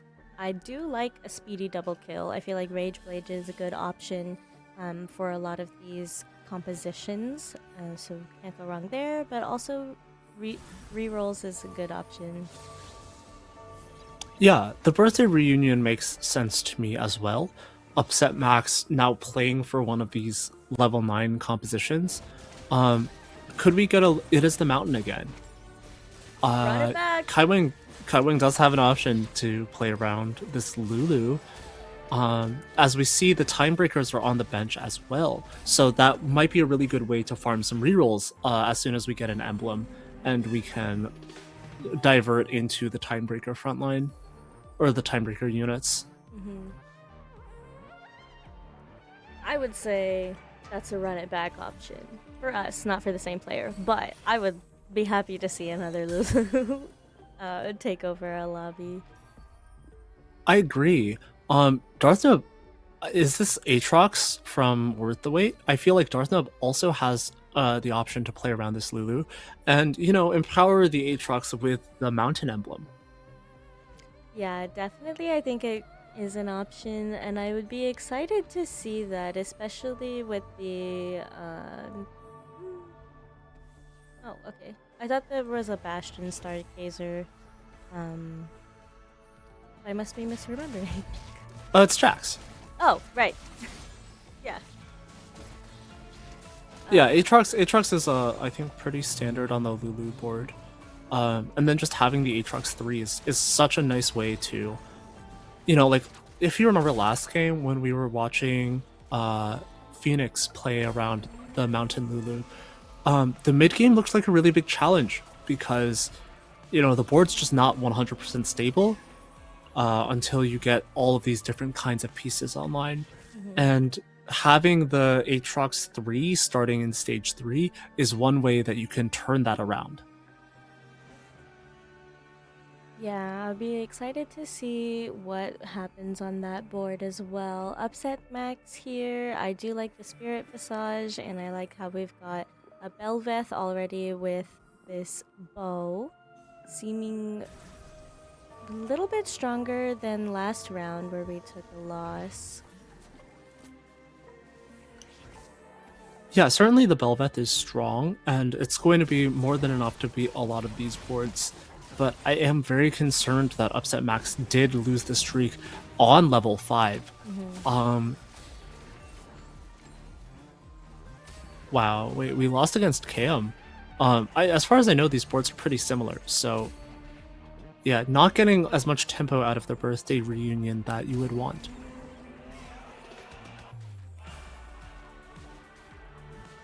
Yeah, and I'll take another look at at Cam's board to see. Oh, I think we've moved into 3 shepherds since the last time that we saw it. And seeing Ari for the first time today. Yeah, really favorable for a lot of these players who do want to leverage some kind of econ advantage, like for Upset Max to go to level 9. Ari is so cool for that. What was the Varus option? What, did anyone even pick it? Me First Wraith picked it. Hello? Hello? Am I audible? No, sorry, I was that was in response to the UI. But okay, yes, here okay. was that option. An yeah. cost. Owned 3 cost. So, I mean, now I'm curious, because, like, Me First Wraith is not playing around a 3 cost. oh, yeah. So was that they just, must like, have got the worse than random Ari? one. Yeah. Because Ari's option was 3 or 6 gold, and if you didn't have a 3 cost already, then Varus gave you a random one. So, opting to just sell the Aurora, which I believe is what we got. Yeah, I don't know what the intention was behind that decision. That's alright. A little hard to read. Anything can happen. True. Upset Max is still mixed streaking, which I have to imagine is really frustrating. Kaiwing, though, maybe very committed to this Lulu at this point. Like, all the econ is going straight into this decision, and I guess the items, well, they could still be Xayah items. That's still one way to get out of this spot. But the trade sector rerolls strike me as being very useful for this Lulu, as well as the units that Kaiwing is holding. Yeah, and they also, Kaiwing had the blue buff available to make, if they felt like that was needed, but opting for this last streak is gonna be able to maintain that. Yeah. So the matchup between Kaiwing and Darth Noob is going to be, I think, pretty contentious. I don't know if Darth Noob is willing to play around like Twisted Fate instead of around Lulu.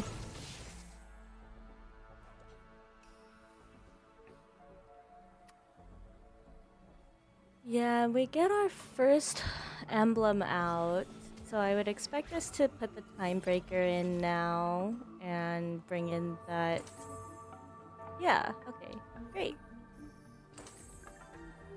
This is happening about as we expected, and opting for Shojin instead of that Seraph. Yeah, so we are very much committed, I think. Is this a Void Staff also already, you think? I think the Void Staff is a little redundant because the composition will typically play around Aatrox. Oh, speaking of Aatrox, Darth Nub has 3-starred that on the side here. Yeah.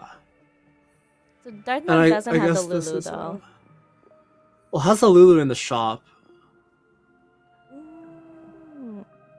But I guess the items are not speaking to me very much. Yeah. Maybe this is a position where Darth Noob needs to look forward to playing Xayah.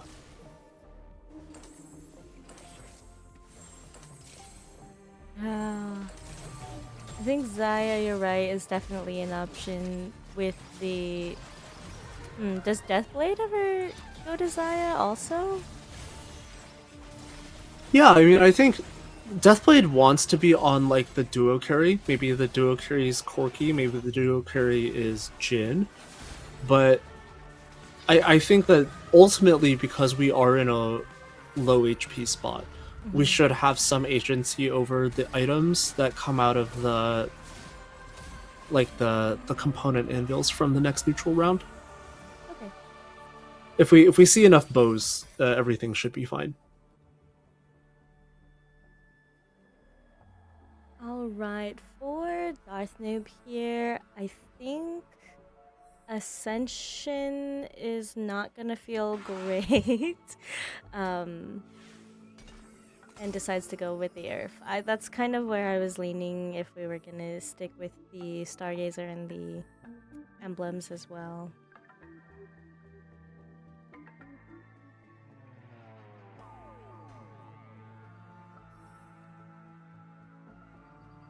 So no 2 Tanky has come out yet, but Kanda is gonna opt to put in a Samira and Ornn for now, and has the sniper support with this emblem on the Melio, while some of our players are gonna move into level 7. Yeah, the supporting emblems here are really nice. I think playing Samira from this spot, like you asked earlier, when would you play Samira without 2 Tanky? And I think this is definitely one way where you do already have the Samira and Ornn, and that way, like, the items that you slam make sense, but I guess I'm still a little bit worried that, like, you know, this round is not looking as good, and then Konda took charge transfer, which to me, that doesn't strike me as being like a super powerful Samira augment.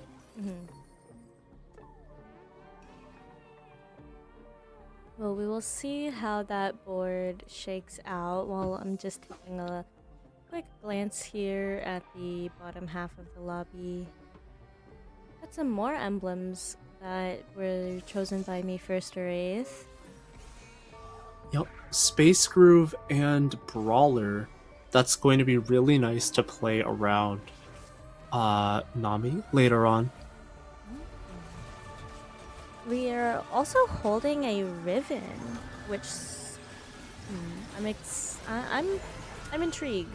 I'm not sure what's happening with the Riven on this board. I don't know if it fits in the Space Groove usually. I'll be pleased to report that it fits very happily into the Space Groove board. I think, like, sometimes I see players not go with the Riven when they don't have enough Riven items. So, like, I think typically the Riven wants to be AD, and so if you don't have, like, the Styrax or the Edge of Night, sometimes, you know, you aren't necessarily going to play around the Riven. Just, like, however many swords you have will determine whether that's a good option. But, yeah, I mean, like, the Brawler emblem is also really solid because that board will typically play Pantheon with the Riven in order to get Timebreaker and Replicator for the Nami. That Replicator being online is valuable 100%, and not having another great way to play it, you know, the Brawler enables you to do so. So you were No, go ahead. Oh, I was gonna say, you were mentioning that Darthnub could move into the Corki here. We see it on the bench. I'm also seeing the Master Yi on the bench. I think this looks pretty good. We also have the ability to make, we know we're gonna get a Stargazer emblem, but we have the ability to make one as well. I think that on level 8, Darthnub is gonna look pretty strong, moving into a stronger variation of this comp as it stands right now. Yeah, the Corki is really nice to find. You can just see, like, there's so many 4 costs and 5 costs that the Zaya version of this board can play around. Ultimately, like, if we don't have any Zaya items, I'm also not opposed to just, like, not having the Zaya on the board at all. Right, especially because I think there was another player that we were scoping out that could move into the Zaya variation. That wasn't Darthnub, but my memory is escaping me, alas. Kaiwing's definitely like firmly in Lulu. Hmm. The roll downs this stage went really well for Kaiwing. I think that like hitting this with around 40 gold remaining is such a great spot to be in. We'll see which of the Stargazer players is able to keep their win streak. My money is going to be on more so Darth Noob because Talon hasn't yet done any damage to Lulu, and that means this next cast is going to take away a lot of Darth Noob's DPS in the fight. The Archangels and the red buff have gained so much value over the course of this fight, and if you look at the way that Kaiwing has built his backline, Lulu is not missing anything. She's gonna have scaling AP, she's going to have mana, and from his augment, the glass cannon, she's gonna have the damage amplification. That strikes me as being a really good combination. Yeah, I'm definitely agreeing with what you're spelling out and what we can anticipate for Kaiwing. While we take a look at Meatfister 8th, I went here because I think we're gonna make some moves. We've got 70 gold stored up here. So if there's anything that you want to call out for what could be happening in this next round, we can move there. Yeah, I'm not 100% sure, but maybe I'm interested in seeing what Arctix RX is putting down here. Because I think that the win streak has been going pretty well for Arctix overall. Like, has these 2 wins from the last stage, highest HP in the lobby right now. Maybe with the Epoch, next round is going to be when we're going to spend those resources. But no, I thought something might have been going on this turn. Maybe the off-screen planning and conversation is happening for Atrix right now. Yeah, and then, this fight is a little bit unfortunate. Like, maybe we wanted to be able to spend more of our money here, but I thought Gragas was going to look a little bit more intimidating. The Lulu does so much damage. We'll move back to see if this augment round changes anything for Atrix's tempo.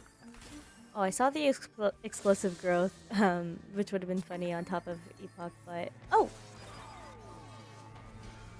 We're getting into Corki. We're getting into Corki. This is a roll down that should be pretty simple to execute.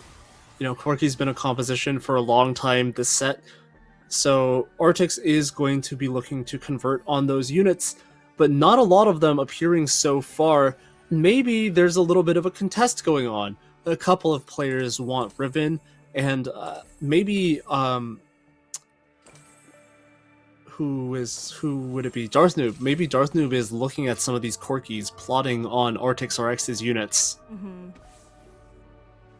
We'll take a look afterwards, but yeah, I was very impressed with how fast this came together. We went into the 5 meeple, we found our Rammus and was able to get all of those tank items on. So he's going to be soaking a lot of damage from the Samira on the other side of the board here. Yeah, soaking up a lot of damage is for sure, but that was a lot of damage coming out of the Space Groove board, and it looked like they did already have 7 Space Groove. That is a very powerful breakpoint in terms of, how powerful that composition gets to be. Kimberly, in the meantime, moved into 5 Shepherd and now has the little LeBlanc on board, which I don't think we saw anybody else kind of in this line. Yeah. This really valuable hit now to find the LeBlanc 2. Still, the items don't seem ideal for her. The Rage Blade and the Giant Slayer are great, but the Adaptive Helm is definitely not a powerful LeBlanc item. I would love to know what the Arbiter is for Cam here. Or I guess no, we're not playing Arbiter at all, so doesn't look like it was particularly useful.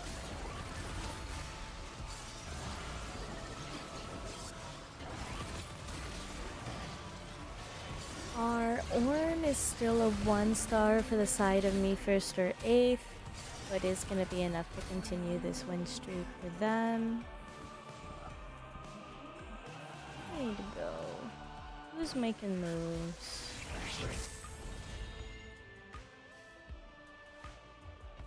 Rerolls I don't would know help if a lot of these anyone. players, I think. Yeah, this lobby feels like a little bit weak to me. Maybe Kaiwang is someone who has the opportunity to go for this first place here. Me First or Eighth is also one of those players. Both of these players are starting to win streak quite a bit now. Yeah, I'm gonna bring us to Conda. It looks like we're close to hitting some of our 3-star, at least for Samira. There's Oh, two 2 more Orns in a single shop Oh. is amazing. Those were Yippee. such great rolls. Okay, Hey, good instincts. thank you. I love when the overlay tells me they're gonna hit something soon. This is a broadcast blessing. Yeah, and then was able to reforge what maybe used to be a Timebreaker emblem into the Dark Star. So fits perfectly with the Jin they were able to find on level 7. This is awesome stuff for the Brazilian player.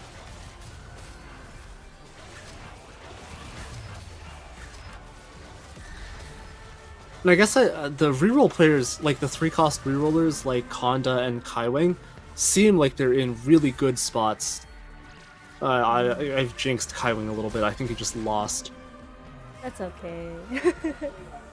They are also close to hitting Kaiwang, to hitting these 3 stars.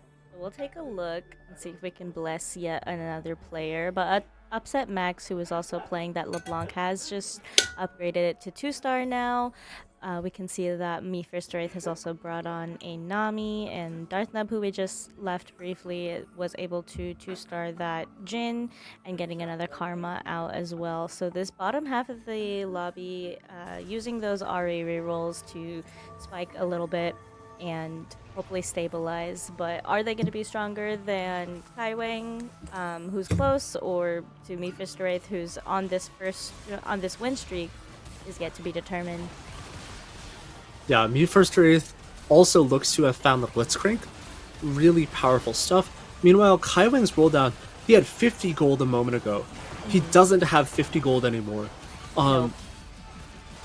It's going to be a close one this fight, but Kaiwang's spot looked so good a moment ago, and now it's so much more dicey. The rolls did not go his way whatsoever.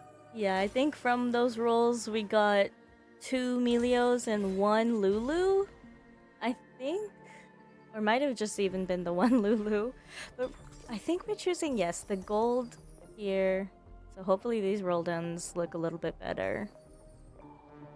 Yeah, it was very fortunate for Kaiwang to be able to find some gold in the armory options. Now we are going to have Lulu and Melio come in. That's so big for him. Yep, using the duplicator for the Melio upgrade. Meanwhile, Upset Max doesn't seem too happy with this boon choice, but that, can't reroll too much when you've only got as little of a resource as gold as they were having, but was able to get the Sona and is likely going to move some of these items over, but our front line is looking a little bit weak in comparison to what I would like to see, so that Morgana upgrade is going to be very impactful. It's really tremendous to be able to find the Morgana here. I would say that the frontline positioning could still be a little bit suspicious, and we are fighting a very powerful player in Kaiwang. Now, that Lulu is going to be able to bypass the Morgana, but there is still plenty of damage for Upset Max with the Blitzcrank Thieves Gloves, with the 3 items on the LeBlanc. So, how strong will Jax stand here? Very strong, it seems. Yeah, going toe to toe with this Morgana, even gonna outlast her a little bit, but not gonna be enough to get the win for Kaiwing on the fight. Upset Max is going to take this one as we check in with some of our other players on this lower half of the standings. Artix did hit everything that Corky wants to hit, and there isn't anything I would say that this board is missing, but because Corky is no longer one of the most powerful comps in the game, I have the general concern that Artix has been bleeding out against people who are playing stronger comps right now. Artrex did take those 2 losses prior, and yeah, definitely concerned about bleeding out as we see Phoenix and Camberley in this combat. Yeah, Cam doesn't strike me as being one of the most powerful players in the lobby, but in this matchup, both of these players are playing 4-cost compositions on level 8, and I think the LeBlanc comp with the Morgana frontline, these 2 frontline carries in particular, or 2 frontline tanks in particular, is able to generate enough value that Phoenix playing the Master Yi just doesn't seem nearly as powerful. So Dartmouth took a loss in this last round, which looking at the board, was a little bit surprising. So gonna take another look around the top half here. Mephisto Wraith with the 7 space groove looks pretty strong, but is it gonna be stronger than Konda, who's got the 3-star Ornn and the 3-star Stamera online? Who's to say? But Aatrox, as we were concerned about them bleeding out, is going to be fighting a very strong Konda right now. I'm not sure if this Corky is going to be able to stand up. Yeah, I don't think Corky has a very good time killing Ornn in particular. It's true, though, that Rammus's Shield of Molten Stone has stolen a little bit of armor from the Ornn, but as that fight goes on, it's just increasingly clear that Artix does not have the firepower, no matter how many guns Corky puts on the little plane.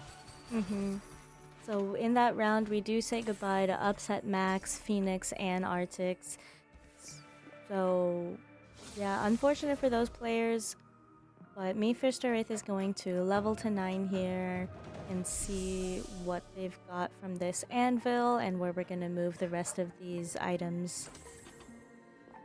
Yeah, I'm really happy with the way that Mephisto Wraith has been retooling the units on this board. I think it makes a tremendous difference to have Morgana instead of Tahm Kench. Morgana's really like the top tier tank right now.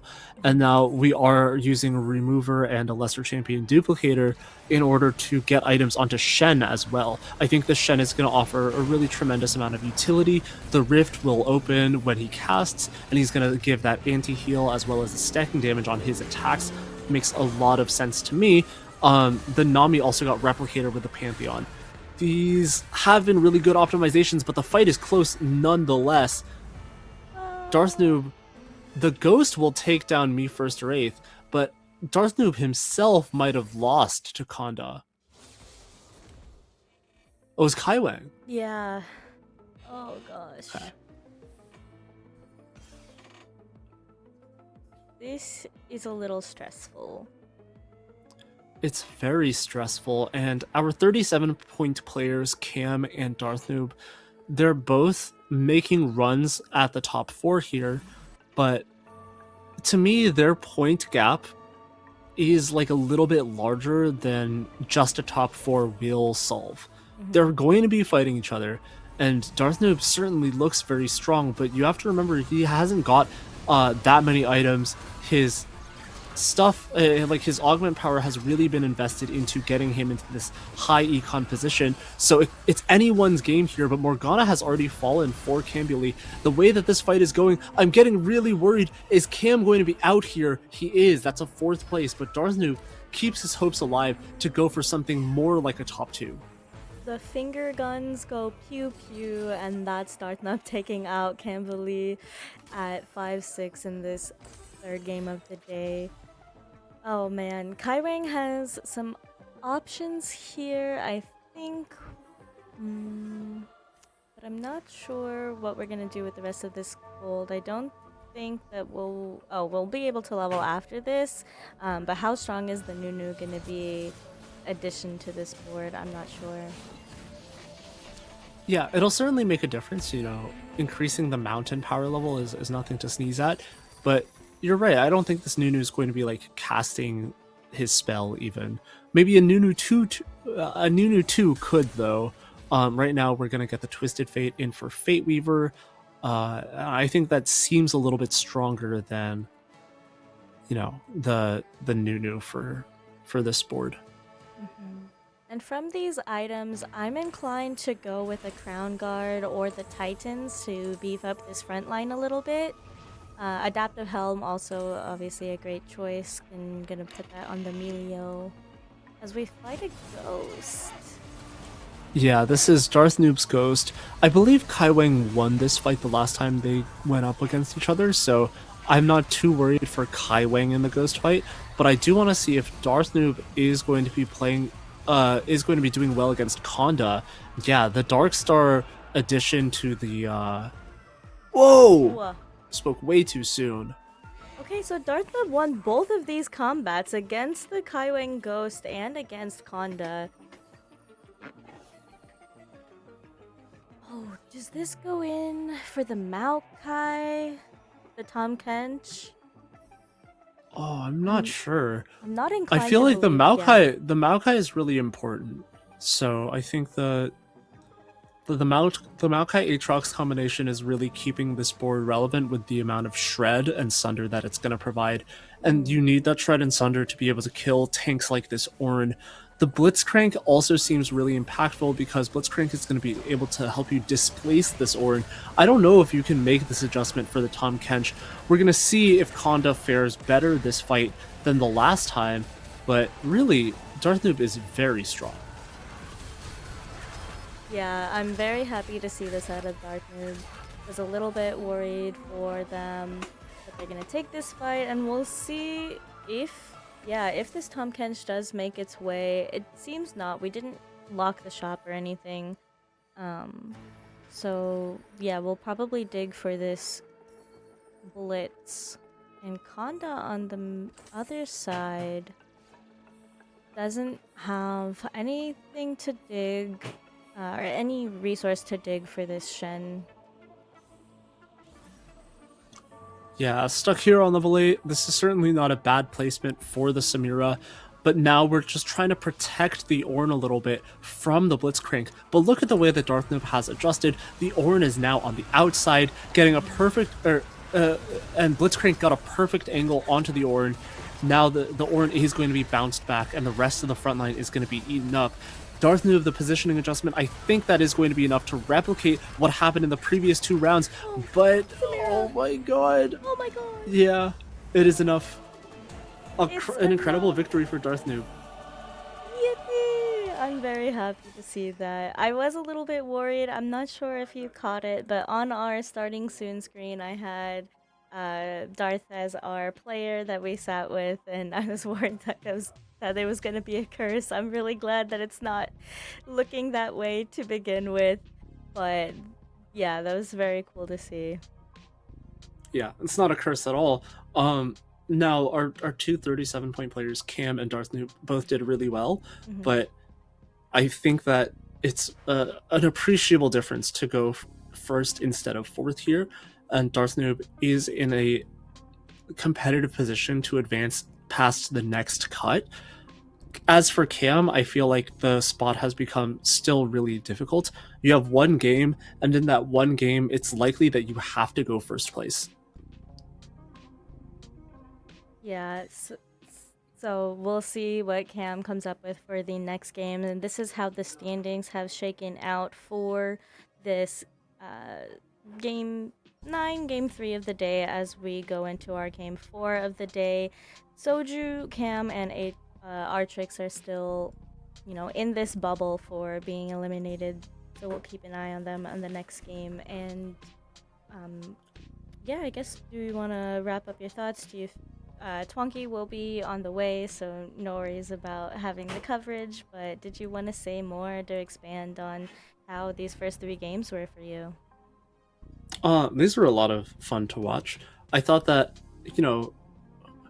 It's always a pleasure to watch people play the mountain specifically. I feel like this is a stargazer trait that well, first of all, it's really cool, but I really struggle to find the right units to put in the board with all of these extra flexibility options.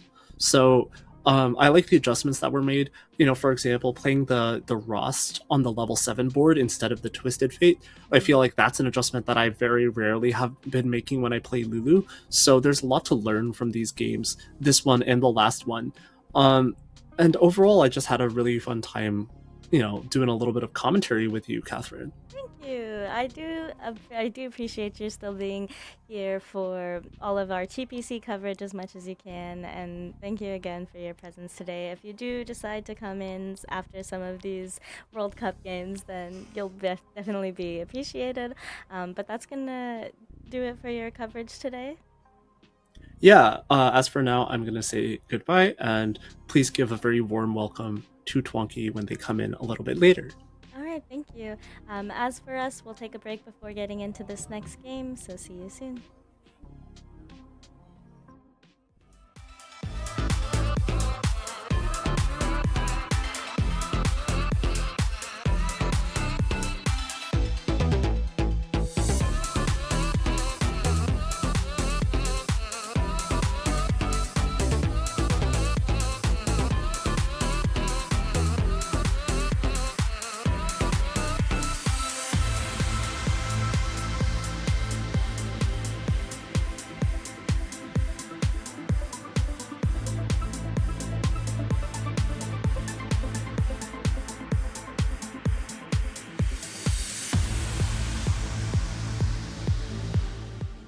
Hello, everybody. We are back with our coverage for Game 4 of Regional Finals Elimination Stage. Getting right into it, we will have 5 rerolls available for these players. Twonky has not yet joined us, but no fear, they will be here as soon as they can.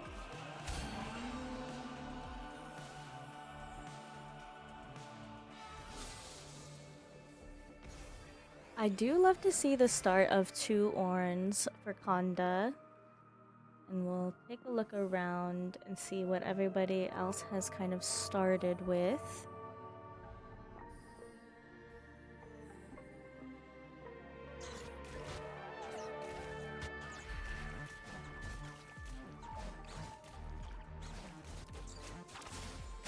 Ooh, we see a Victor for Phoenix and the LeBlanc. So could step into Shepherd here. And is gonna another mountain game. Is this bugged? Are we bugged? This is crazy. I'm pretty sure that's 3 mountain games in a row. Just our game 1 was different. Meanwhile, 2 anima on the board for Upset Max. Gonna maybe look into picking up another to be our anima player this game.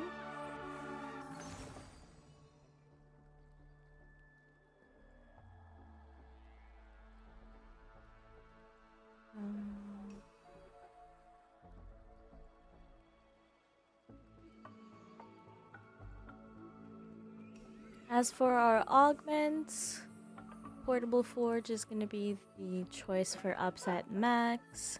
Some of our other players are still choosing.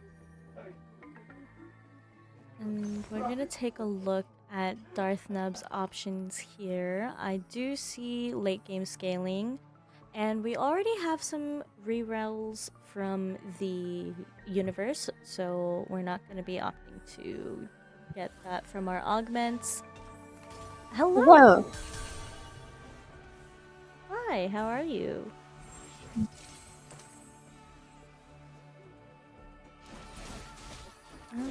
Oh no. Okay.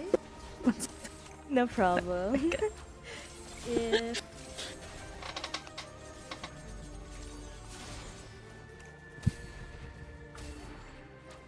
Hello. Okay, nice. I think. Yeah, can you hear me? Perfect. Now I'm here. Sorry. I was having a little bit of trouble, but I made it. Okay. I don't know where I'm hearing you from Well- yet, because your No. VMix is frozen, but I can hear you. But can you see I VMix just can fine? now. Oh. Okay. Okay, that's good. Oh, great. Great. Well, I'm here. So. And it looks great to me.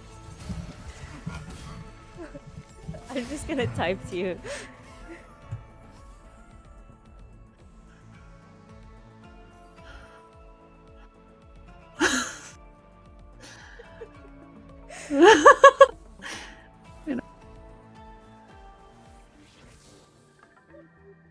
I'm gonna observe for a little Okay. bit. We've got Timebreaker going on for Camberley, with the two-piece Dark Star that we like to see.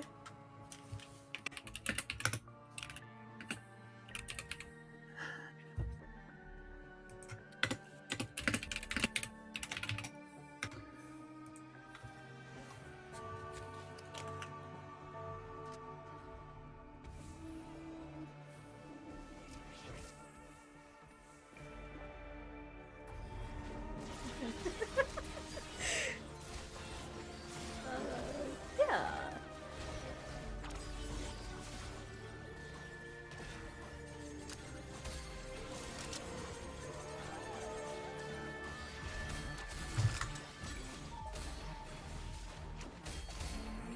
Appreciate everybody's patience while we get Funky online.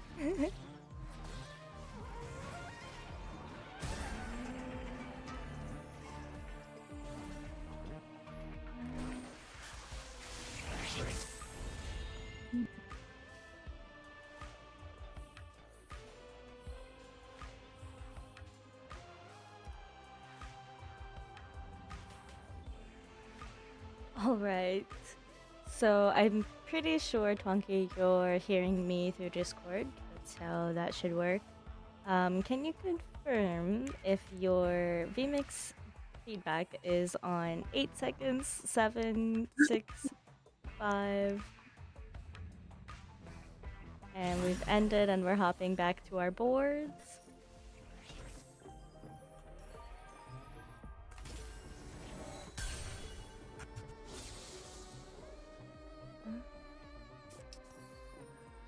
Uh-oh.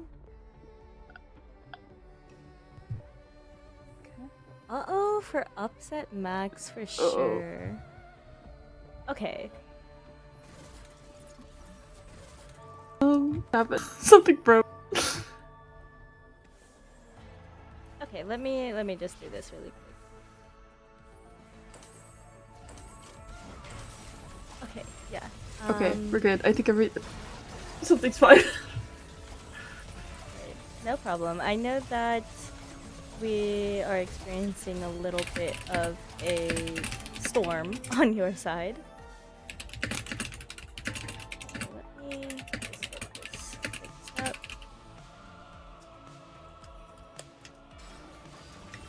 Yeah.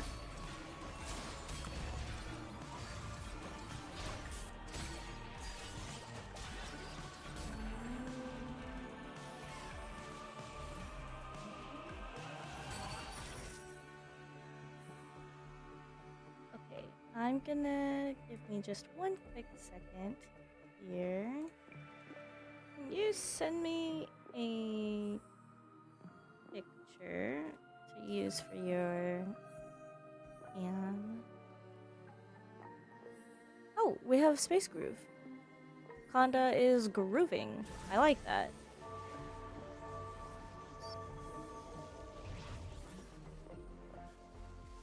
I am set up to take your Discord audio, so feel free to speak whenever.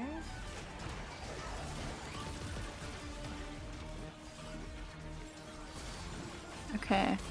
I'm talking. Does it work? Can you hear me? Yeah. Yeah, we do. Okay, perfect. We have a storm. And I guess that they're trying to keep my very, very mediocre TFT takes silenced here. I can't believe it. Okay, we are stepping into a creep round, so I will get this set up on the second PC so that you can see. And if you have to jump away from Discord entirely, or from VMix entirely, that's fine. I'm gonna get the view set up really quickly here. Hopefully. Hopefully. I mean, as quick as I can is what I. Yeah. And then...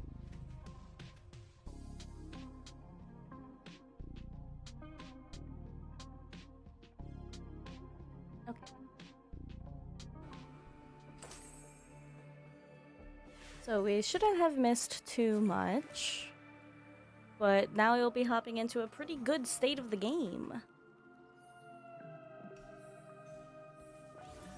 Okay. Oh yeah. So we said goodbye to some players earlier. I was saying earlier that. Oh, yeah. Yeah. So some players that we're looking at in this lobby especially is Cambly and Archix, who are right now at the bottom of this bubble for the next cutoff. Mm-hmm. I'm liking the Stargazer. I feel like, especially more recently, seeing that when you hit the Talon 2 and you just kind of play it because the unit early is just so strong and can really help you stabilize and keep HP. And so we're seeing a little bit of that with the like fully itemized Talon, which I don't expect to keep that way, but it's definitely a really nice unit in the early game. Our magic roll gave us 4 rods. Okay, how does that give us direction from here, right? We've got items for the Lysandra, which is cool. We're not in a Shepherd board, and we're not in exactly in a Replicator board yet. What do you think? Right, I think that it's like... I look at that and I think ASOL. I think that like the Mecha ASOL has been pretty strong. I feel like all of these AP items, you're either playing, you want to lean a little bit more into the Shepherd, like you had mentioned, but we have the Bomba, so you're kind of just keeping that, unfortunately. But just so much AP really feels like it leads towards a Karma or an ASOL. Okay, we'll look out for that in the future then. Catching up with this itemized Talon that you called out is going up against the 2-star Ornn from Konda, and this Ornn is a little yeah, a little too strong for the Talon, but yeah, not he gonna is be enough. tanky enough.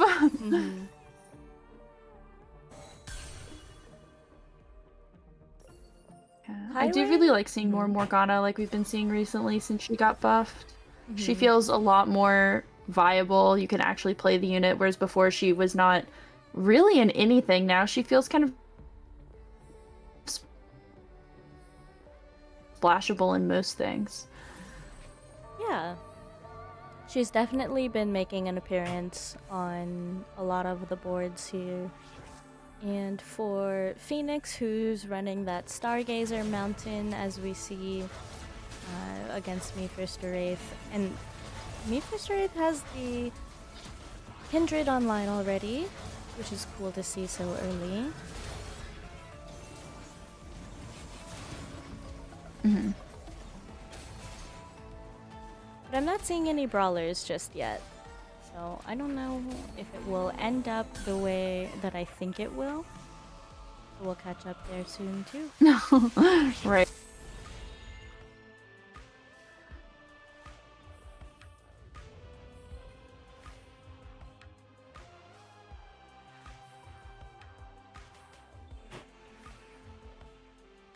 I do think this Evelyn and Soraka as the gods is kind of fun. I was saying earlier, kind of looking through, because I realized that I don't really know every single boon that you can get for every stage, and like the Evelyn ones, some of them are more fun than I realized. Yeah. Like I feel like I'm not never taking Evelyn, but I feel like I more rarely will ever pick an Evelyn boon, but some of them are just fun. Yeah, I think so too. And I haven't seen Evelyn in a lot of my games, but something that's calling out to me is this Soraka's Miracle that Kaiwing has picked up. I feel like that would be really good on Absolutely. our Rammus later if we choose to stay with these meeple. Because I'm Oh, not for too sure. convinced that we're gonna 3-star the Poppy. No, probably not. But we do have like the extra Narin shop, which we're probably not gonna get just because we want to hit eco. But like going in before even hitting Meeple 7 and having that like 5 Nars ish around, you definitely feel a lot better if you're looking to Nar reroll versus this Vigar reroll. Makes you feel a lot more stable instead of having to sit on the 7 Raka item on Rammus is bonkers. He just lives forever. And also, if we decided to lock shop here for the Gnar also, then there would have been the 2-star Victor available to us. But we choose not to. We're gonna maintain our econ with 50 gold. And gonna see that Me First Rate is a lot closer to that 3-star Leona than our previous board. But again, keeping up with Artrix and holy moly, Camberley in this lobby for the placements that they're really gonna need.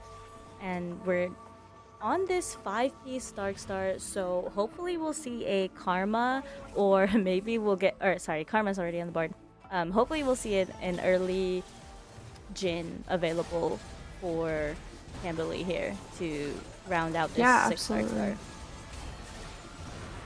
I think that this Karma is like an early Karma too. He's only level 5. Like this feels you only go up from here even if you are losing out. Right now you have a lot of upgrades on your board. Again, having the Dark Star spat means that you don't have to hit Jin, and you're going to be able to hit that 6 Dark Star power spike a lot earlier.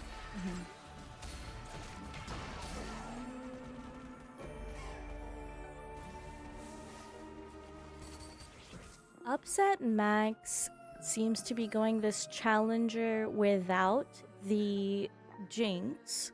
So Yes. I'm not sure how that works without the Jinx. Yeah, I'm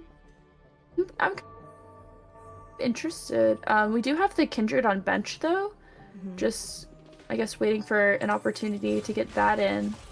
Still don't have an upgraded MF. Feels a little bit scary. It feels like we have a pretty upgraded front line, but our back line is just a lot of pairs. Yeah. And I'm wondering how long we keep these 2 copies of the Maokai, or if Maokai 3 is something that we think is our win condition. As far as our strong frontline goes, Camberley, who is now 6, is gonna round out that 6 Dark Star, finding the There we go. Kaisa, which we love to see, and 3-starring this Lissandra. I'm inclined to slam the Shojin. Yeah, I feel like you have the 4 removers.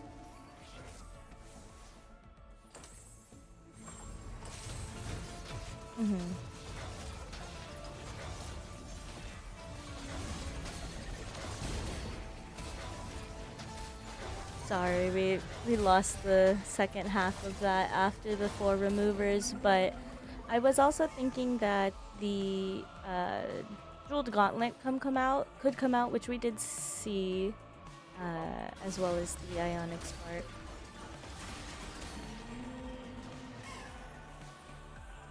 I'm gonna stick with Atrix here for a little bit. Baron's Lair is calling out to me, but not to him, so I'm gonna skip over that and go with a Call to Chaos, which is gonna give us 3 Thieves' Gloves. I don't know if that's gonna be our saving grace for the position that we need. We definitely want a first out here, or at least a top 3. I don't think top 5 would save us. Top 4 would save us either. The 3-star Pantheon comes out, which is good for our front line. But as far as our damage goes, we're still sitting on this pair of Karmas, not able to find the next and not able to find the Gragas 3 on this roll down either.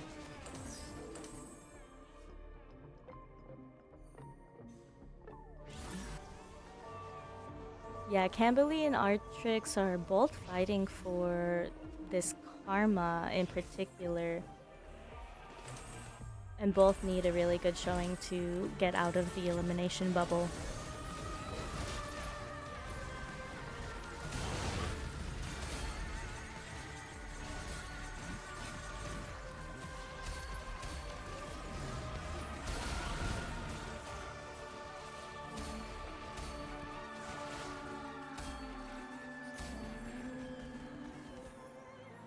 Camberley gonna take a loss here.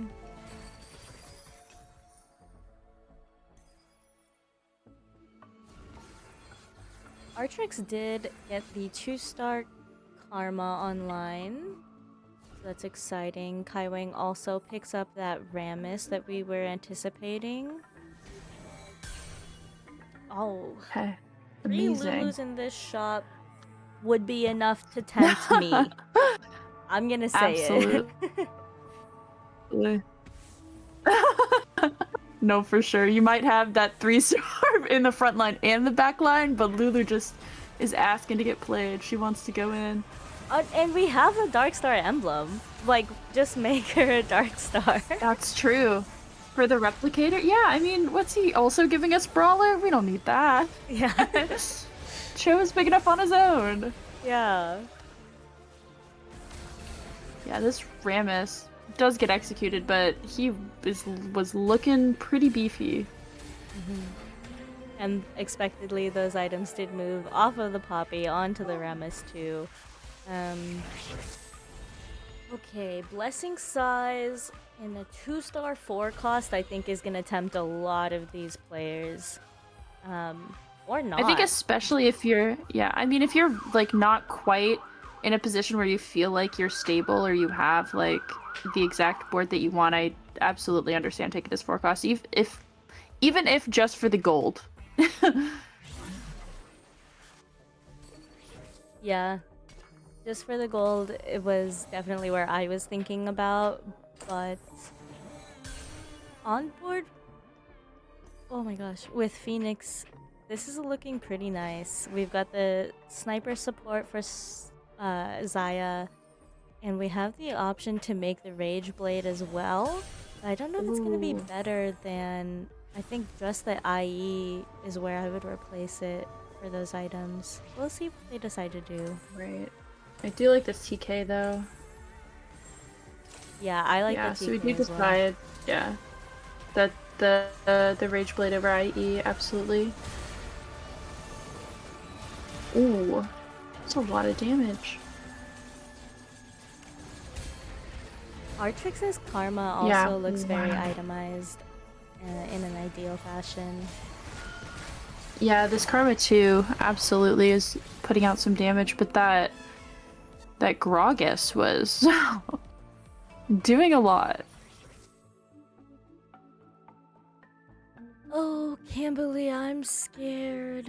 We've just lost one, you know? But we don't... Yeah.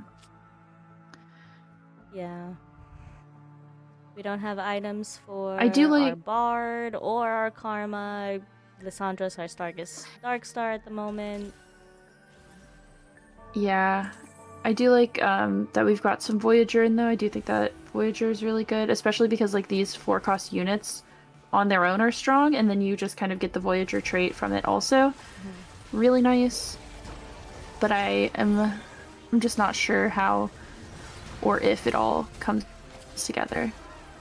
I feel like Cho'Gath was dying faster than we want him to. Seems like it's totally fine, it doesn't matter this round, but it is a little bit scary.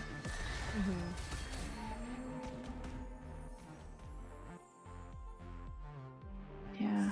So our win for Cam was against Konda, which in the standings is, you know, notable. And we'll take another look at how Artrix is doing right after this. Because again, those are the two players that we're looking at in this lobby that need a good showing to get out of that elimination bubble. Artrix did find the Gragas 3, which is good.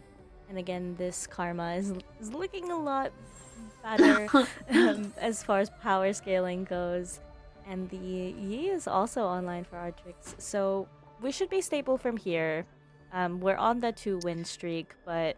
Yeah, that is a lot of Thief's Glove. Was that 4 of them? 4 Thief's Glove? That was a lot. Yes. 1, 2, 3, Yeah. 4. That's so many. Yeah, 3 of They them call the came chaos, yeah, from the okay. Call to Chaos. I was like, that's a lot. That's a lot. It does mean that everything has items, and you can't complain about that, though. Yes, it does. And that's definitely filling in the gap for some of the power that we need. Meanwhile, Konda is going to have the Jin to support the sniper for Samira, which is very nice. Yeah, I just feel like this is really scary. You're nowhere near or looking for like the 3-star Ornn or the 3-star Samira. It feels like this board just kind of gets run over. If that damage isn't starting from Samira as soon as it can. Oh no, Camberley! Oh no. Oh, and it goes out against Artrix. So, yeah, I can imagine that the Artrix is like dancing right now or something. Like, okay, I got rid of one person that was gonna contest me to get out of elimination. Kai Wang's position is not so scary either, sitting in first place. And Me First or Wraith is not super impacted either, being in third place. But Phoenix, who is also in this bubble, is doing pretty well in this lobby so far. I want to see this Gragas damage with his ults. Ooh. Wow. Yeah, that Karma, when she starts casting, she just blows things up. That's gonna be Kai Wang eliminated, and here's that Gragas damage for you. Wow, yeah, oh my gosh. I guess that's what he does. He's got 3 items, and Yeah. AP items at that. He just... so much damage. Yeah. So with this in mind, where do we think Artrix is gonna go? I don't think they'll... I mean...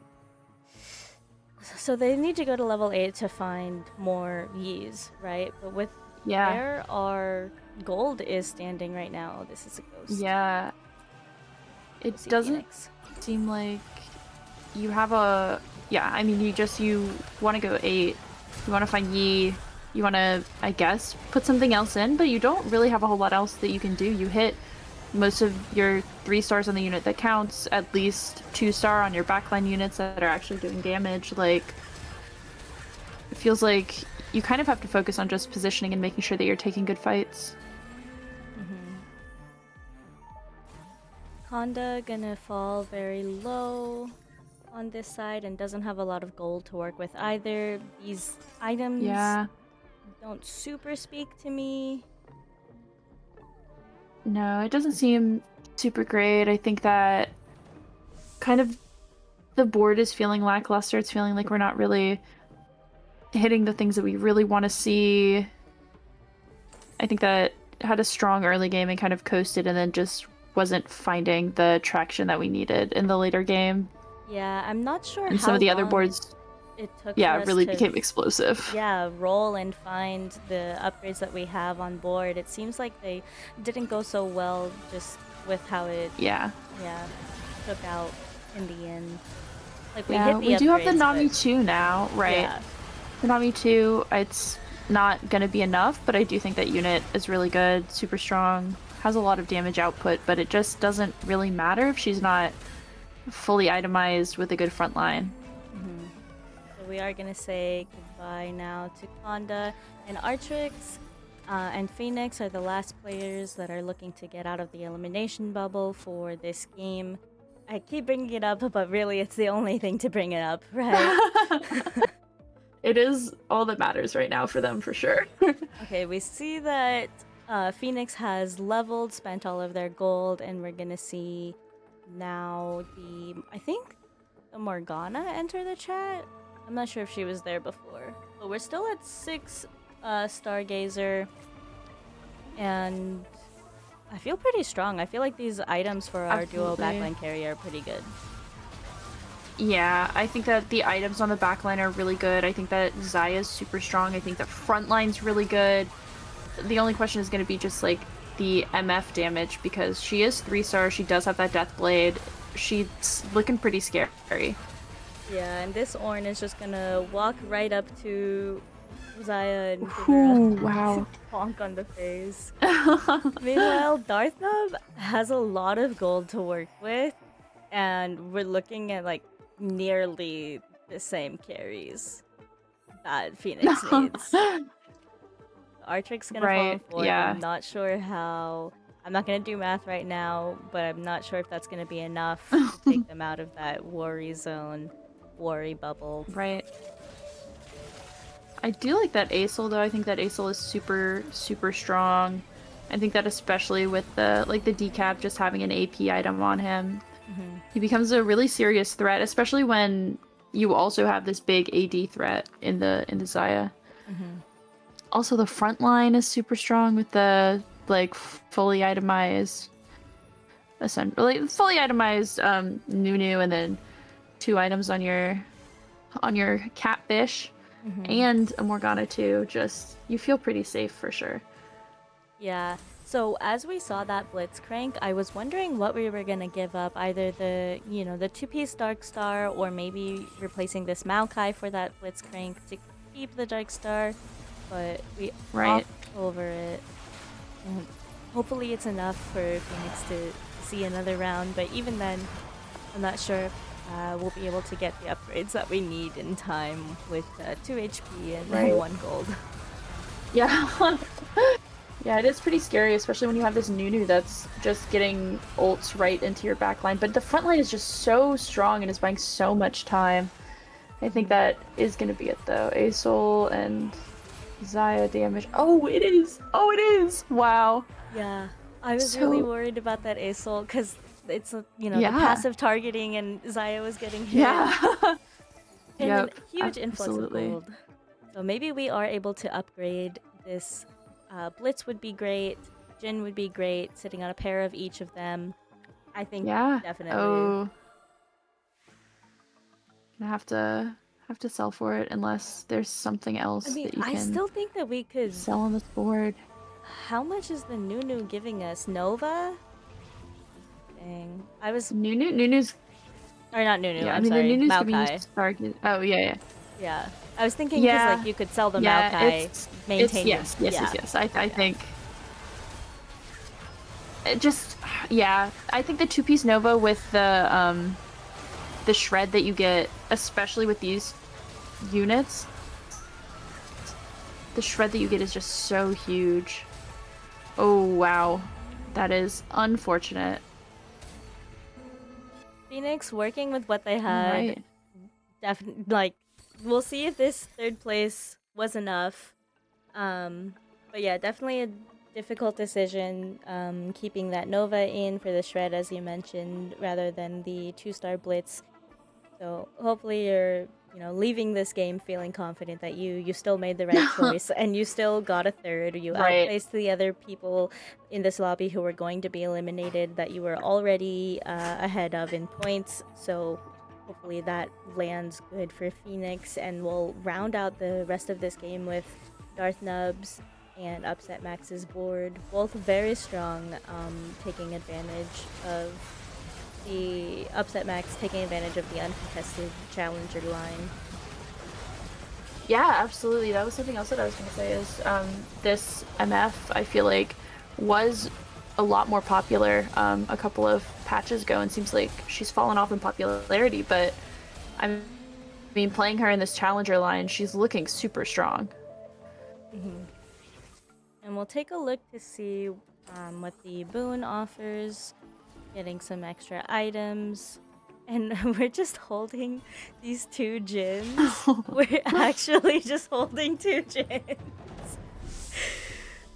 Fair enough. Yeah, I mean, every advantage you can get, right, is what at this high level of play these players have identified. For sure. Yeah, and I mean, this Bard with 2 AP items over the ASOL, I don't hate that. I think that's really good. Zaya's got some scary items on her too. Probably looking to drop those on our Jhin, and then So we know 2 backline carries works, but what about 3 backline carries? I think I really like the additional like AP threat from the Bard, and plus I think that just Bard 2 is like really big. Yeah. And we'll still have 30 gold to dig for this Jhin with, despite Upset Max holding the 2. Yeah, holding the 2, we definitely could keep looking for it, because there's also, I guess, there's a Maokai 1 on the board. Oh, I mean, just 2-star it for fun. what else are you spending that on? Yeah. I don't think you do. I think you just hold it in shop so that it can't appear. But maybe you're about to win and then you buy it at the last second so they can see it on your bench. And a lot of these players are good at resetting the mental anyways, but it would definitely be funny because Upset Max also falls kind of within this bubble. 45 to 45, these players are tied in points. Oh, wait, I didn't realize that. They're playing for the elimination right now. I'm pretty sure. Wow. Oh, well, there it is. Oh man, I didn't see that cutoff on the side. Oh, Funky, I'm scared. That was a really good game from Darknub. I mean, with the... Oh, yeah, I was supposed to put your picture in, because VMix is a little behind. But... Yeah. Sorry. I'll get this fixed in just a moment. Yeah, I mean, it's definitely...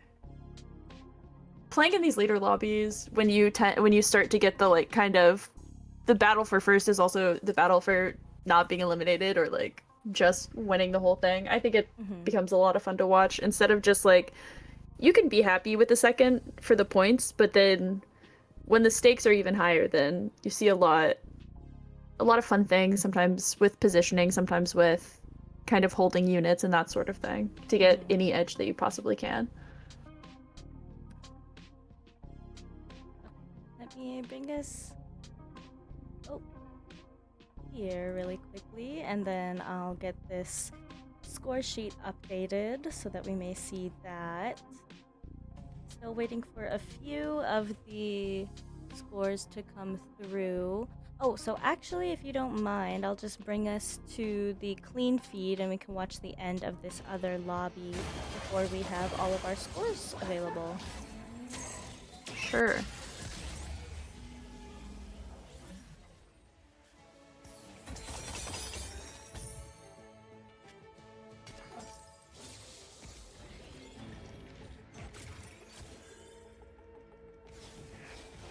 A dish soap, and I have no idea how to say this player's name. I think it's like, it looks like wolf, but with different letters. but I I don't know.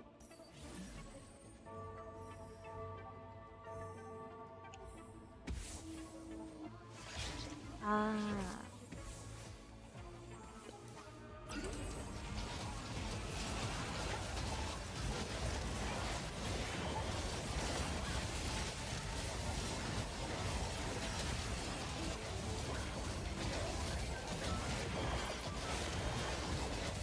Wait, do you see the fully itemized Nami here? Like we were kind of talking about a little bit before, where she does just have a ton of damage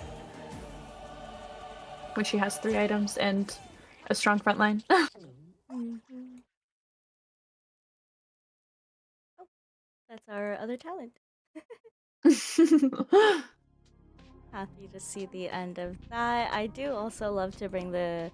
That's what you'll be using tomorrow. The clean feed, so it has all the Mhm. player cams available, which is just something that my computer does not like about the HUD.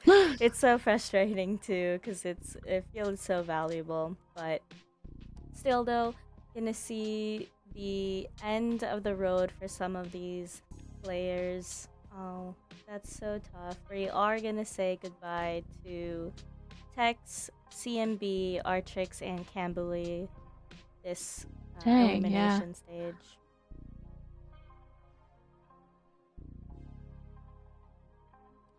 And just to review and for your awareness, this is the elimination stage. So, as we saw, every 2 games, the top 4 and the bottom 4 are going to get cut. The top 4 are going to advance, and the top 4 are going to get cut from the remainder of the day.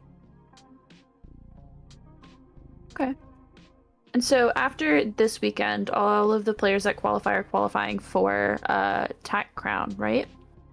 Yes, that is true. That's exciting. I think that this whole set has been a lot of fun. I know that a lot of people didn't necessarily agree. I feel like online especially I saw a lot of people who didn't seem like they were having a great time this set, but I think that I've had a lot of fun watching it. I've had fun playing it too. I think that at the very least, it's definitely been a really good learning experience for all of the game devs and everybody playing and stuff to see kind of trying out new things that they haven't really done in TFT before. Yeah. So I'll bring us really quickly back to the standings to see the last players that we're gonna watch in the lobby. As soon as I figure out a way to display this. The leaderboard looks a little interesting. So I'll just take this here.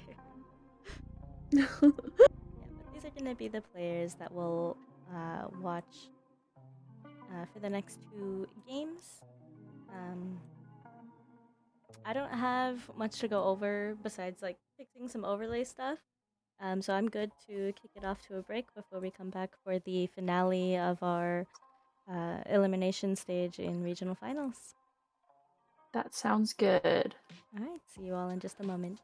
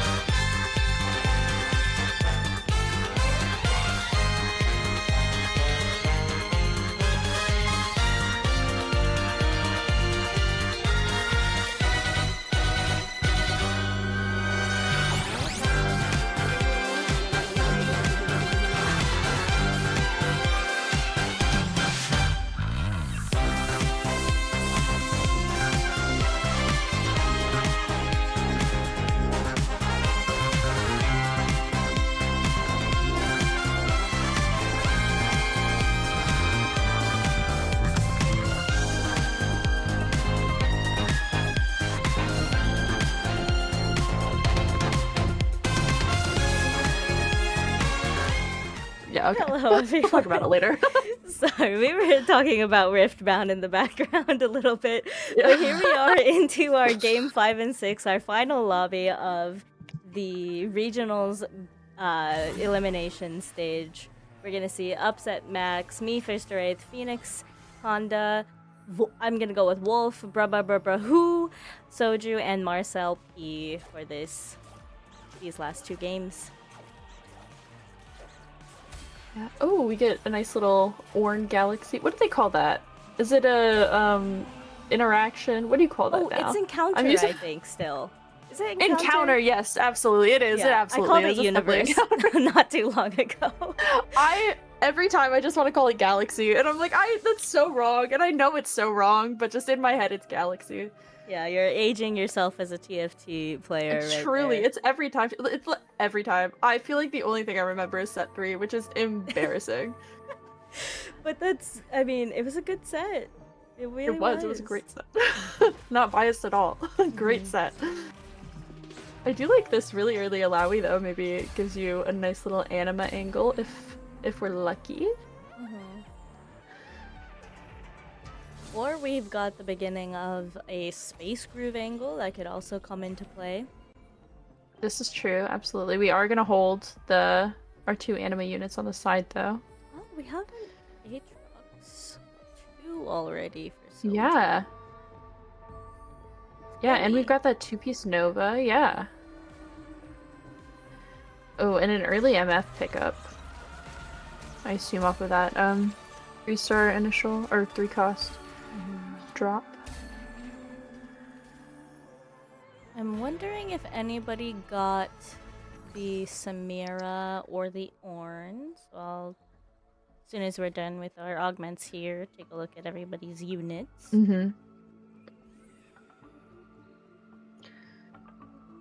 Okay. Not gonna be tempted by the Nasus. Yeah, And since guess we we've got- just Yeah. don't want them. Fair enough.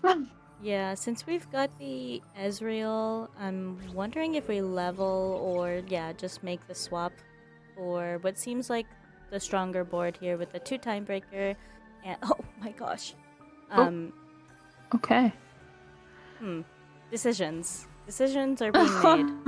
I don't Absolutely, know yeah. how much I agree with this particular decision, Upset Max. I'm ready to be proved wrong in any capacity. Yeah, I don't think it's necessarily stronger, but I'm curious if this is kind of about being able to buy that Briar and then sell all 4 units on the bench, maybe? Yeah, that's If we what I wanted- was thinking too. I guess not. Yeah, I guess Oh, we'll just okay. make the econ. But I don't. Yeah, interesting choice. So we're gonna see what Phoenix has made with their choices, making 20 econ, pretty good. Yeah, I mean, we got that nice Primordian too. We're going to be getting extra units that we can sell. Mhm. That is a lot of Lysandra.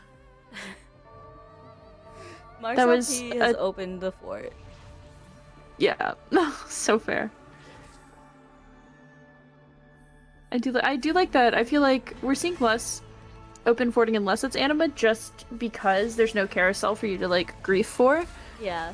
And so it's definitely interesting when somebody isn't playing anima but is just like full open. And it looks like Upset Max also went to a full open. Yeah, I guess we really are prioritizing the Lost Streak Gold.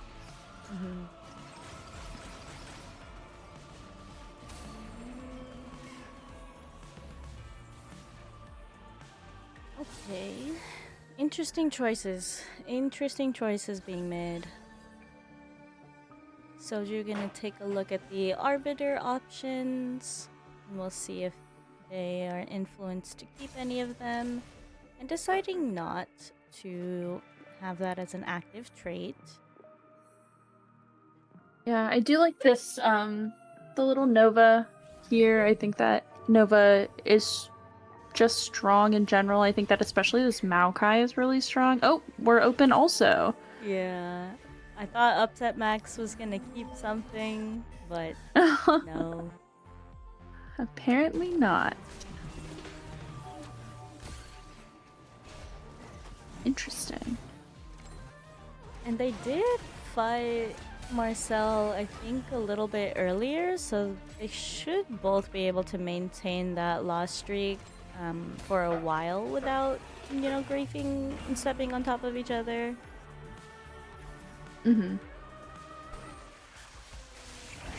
Oh, Echo! I haven't seen Echo today. Yeah. I like Echo. I think that, super popular also. I think that a lot of people like Echo, especially here it seems. So this is the, what did we used to call it? The blessing for health? The stimulus. The stim package. Oh, yeah. Yeah, a little stimmy. Okay. Yeah, gonna see a lot of players picking that up. Thank you. I think that, also makes a lot of sense. We saw a couple of open fort players. We talked a little bit earlier about your holiday plans. I hope you've eaten. I'm just getting my first meal in for the day right now. Oh, good. I did. I ate. Good. Oh, look at this big TK. Big TK is super early. Too. Yeah, means he's gonna start printing rewards, and I'm excited for it. And it looks like the 3 cost that we got was that Kaisa. We have the Rogue, we don't have the Dark Star. I wonder if we'll lean into that later with the Brawler up if we find a Cho'Gath upgrade. Right. That would be cool. I'd assume so. I think that 2-piece Dark Star is really good, just in general. I am kinda surprised by... Oh, I mean, TK he lives so long. She gonna get... Yeah, she gets the 3 front. Like, it's a good loss. Just... 2 strong units. I think that TK and the Kaiser are both just really good units. Agreed. Taking a look around... We do have an Arbiter that is active for me, Thirster Wraith, with that Leona, and still sitting only on the 1 copy, though. Yeah. What are we... Oh, maybe we're keeping the... Oh, yeah, look, maybe we're keeping the Shepherd option open. We just found the Alawi, and we still have these 2 Teemos. It does look like we're definitely keeping the Shepherd option open, I think. I think that makes sense. I know that the LeBlanc Shepherd and like LeBlanc Flex has seen a lot more play than she had previously. LeBlanc's did pop up on our like meta composition of this week. Yeah. Okay. So checking in on our lost streak players, it looks like Upset Max did get the streak reset. I'm not sure if there was ever an intentional win that came out here. And I think it was Marcel. Right, yeah. Who was also trying to lost streak. also had that briefly snap. I think it was Marcel. Did you see? So There's somebody we do have who- this yeah.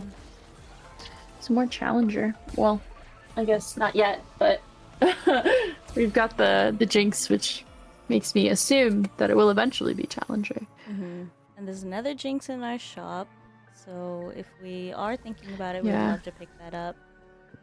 Yeah, and we've got the Belveth in now, so we are getting the 2 challenger. We've got another Belveth in shop along with that Jinx that you had mentioned. Also the Akali for Marauder, but I don't know that we actually end up buying it. Yeah, I would be surprised if well, now that we've gone under 50 gold, I guess we could buy it also.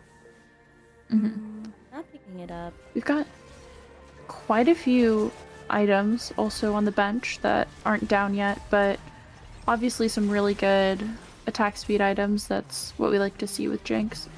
A couple of bows, potential for a red buff or a raged blade. Wow. Just Yeah, that was a did they even kill anything? no, that was a full loss. That was not That is great. unfortunate. Yeah.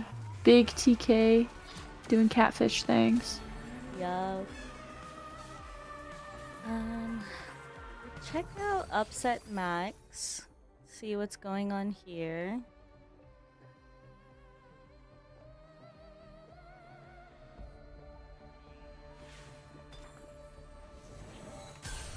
Okay.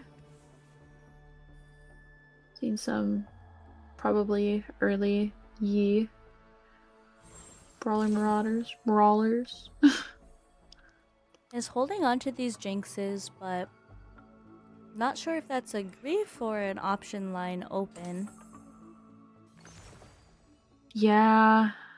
I feel like we're holding it and it's not costing us anything currently, and that's kind of why we're holding on to it, but I assume that it does get sold and we probably do pivot more heavily into... Oh, there was the Akali that we talked about a little bit earlier on this board. Glad to actually see it. And we are going to start making those bow items for our Jinx as well. Yeah, I think that we definitely feel a lot stronger with the board in this state. Obviously, nothing is upgraded, so it is still kind of scary, but I think that it's in a pretty good place once we do hit a lot of these pairs that we have on the bench. Yeah, and Konda, we briefly saw, had the 2-star Samira already online with Ezreal's support. So Konda might be a bit of a threat soon if they can maintain their wins coming out right now. Oh, I love a Soraka's Miracle here. True. I think that item is just so good. I like the Evelyn's Instinct on Belveth. I don't know if it's actually good. I think the Evelyn's Instinct also on like a Yi is probably good, but I also think that I just like the dopamine hit of like watching it jump to other people, especially considering ended up taking Blighting Jewel. So not a single one that we talked about. Yeah, and that's why these players are on the stage and we're not. Exactly.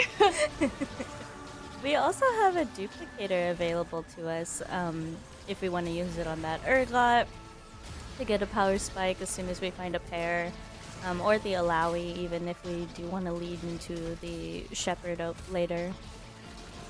Yeah, I am interested because it seems like we have quite a few players who are playing Jinx, and by quite a few I mean more than like one. Yeah. So I am kind of interested to see how that goes. That's an early Corki. Yeah, and Yeah. I don't know what's happening. This is the 4th Mountain Stargazer constellation that I have seen. Oh my gosh. I really have no idea what the case is, and I don't know if it's true because another thing I don't know if you're noticing, but all of the little legends are sprites. Yes. Yeah. So I actually don't know if my client is bugged. Because there's like how is this happening? 4 in a row? That's a lot. That's kind of crazy. I mean, obviously, it had already produced a spat, or yeah, a spat. So it truly definitely is actually mountain. But Yeah, oh my gosh, that's crazy. Okay, so Yeah, a bit we're of a really- division with the players, leaning more into a Echo boon for the last round. By just Mhm. catching up with some peeps. We see a Morgana out and Anima active for Marcel here, who's already on the 4 yeah. loss streak. So hopefully, I mean, I don't know, a little scary with Yeah. the 60 HP, but right. It's And it's definitely- a 2-star Jinx on the bench, right? Because we had just seen him with one in, or is it we just completely sold it for yeah, I think we had this 1-star? Yeah, we had sold this one. But some other players have their 2-star Jinx out. Yes, absolutely. Oh, and a Graves. Where was this? Oh. We recombobulated on Bra. Oh. Okay. See where we landed. I kind of like that. Okay.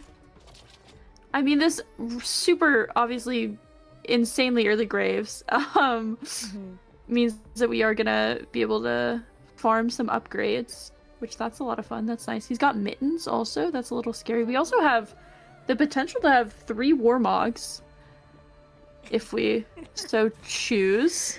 3 Warmogs. Just, it seems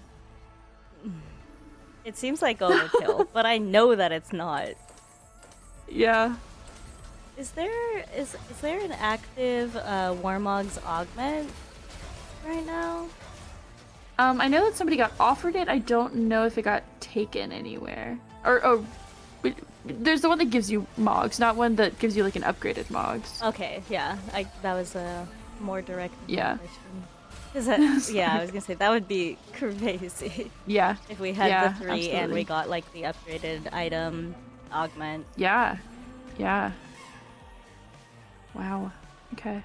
I'm getting a little confused here because a lot of these boards are mirroring each other. There is definitely a lot of people playing some similar boards. A lot of similar units, maybe kind of leaning one way or another, though.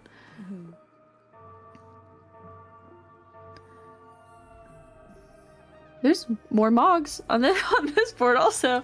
Yeah.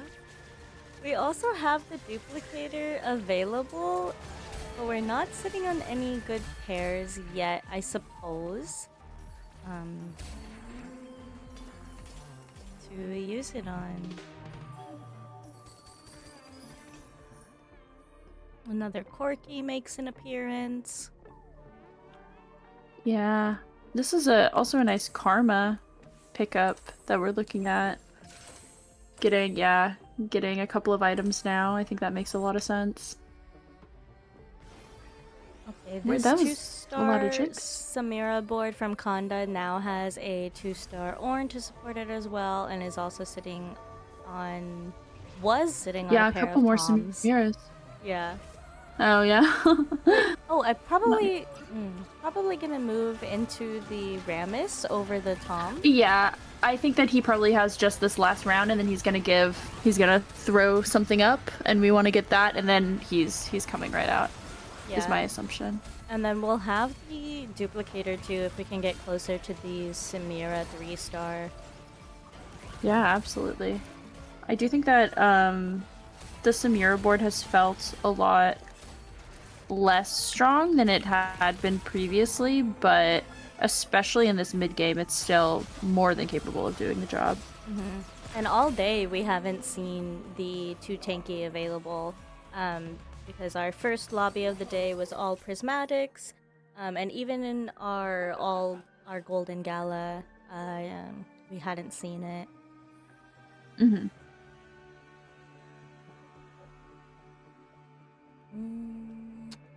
Interesting. The golden augment. Oh. Ooh, okay. Okay. All right. Okay. Corky Riven. Yeah, I thought Corky Riven. we had Absolutely. the other. Oh my gosh, the other Kindred in shop. So I thought that we were gonna be Right. pretty into the Marauder, But I Right, guess but not. we just don't got it if you just hit Corky Ribbon. Yeah, or you could just hit Corky Ribbon. Yeah. Yeah, I mean, we've got some nice Ribbon items here. Got some pretty good Corky items too. I think it's the move, especially if you roll and you do hit like that. You hit that Ribbon, you've got your 5 meeple, 2 time breaker.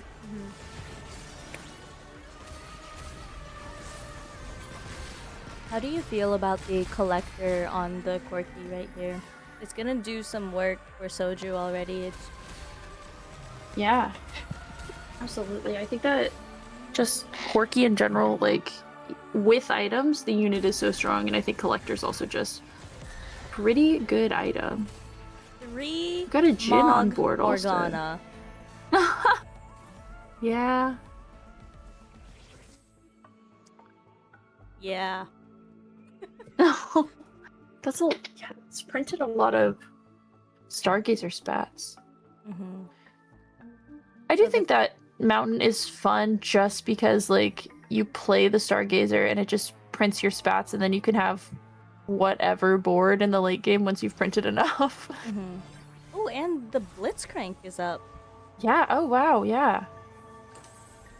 Huh. See, I see Fiora, and I, in my little brain, would put Fiora over the Rust.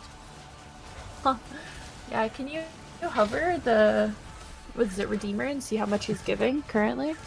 12? 12. That doesn't feel crazy. Yeah. Wow, this Akali in the back line. It might be enough while the units are still 1 star.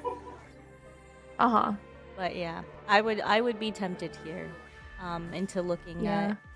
at the long run. Although we are pretty low on econ and we've just hit 8, so maybe something Right. like the Fiora is out of scope, and maybe that's why. Also, with this player be able to pick the Rust from the Pengu, that would give them the 2 star. So maybe that would be the option coming out there. Right. This is, I mean, got a pretty big stratification from our top 2 players and just the rest of the lobby in terms of HP. Oh my god, I just saw this. Look at this. Yeah.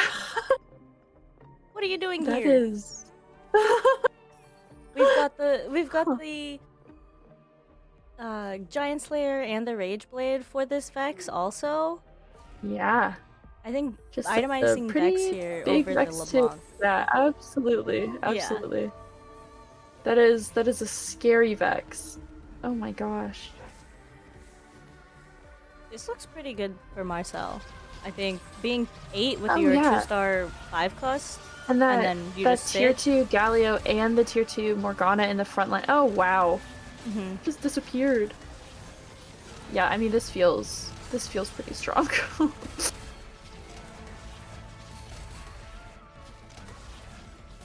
The front line is just so big and it buys so much time for that Vex to ramp up that there's seems difficult to stop. Hmm. Taking a look at bra. We are still on those 3 Mormogs for our Morgana, but we have not yet upgraded her, so we're gonna move this Shen in to bolster that front line a little bit, but our damage doesn't look too great with being just the 1-star Graves as well as it can be Yeah. itemized, and with these upgrades. It's definitely a little scary. I think that this board just has so much that needs to be upgraded that it's kind of hard to see it really being able to perform. Yeah, and we went with a lot of the mana reduction upgrades for Graves. They just can't get through this Ornn. Yeah. Ornn with Radiant Ormogs is really just doing so much. And it's not like Graves isn't doing nothing, like 8 and 9k damage. Right. It's just Yeah. not enough Right. compared to the front line of these other players, and I think that's not gonna fare too well for Bruh. Yeah, unfortunately it is definitely looking pretty spooky.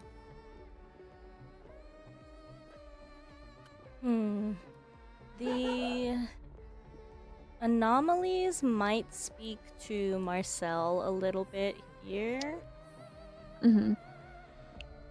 but I'm not sure the items are in Right. favor for anything. Like, we could make the Bloodthirster or the Even Shroud. There's not a whole lot here that I'm super compelled by. It's, yeah.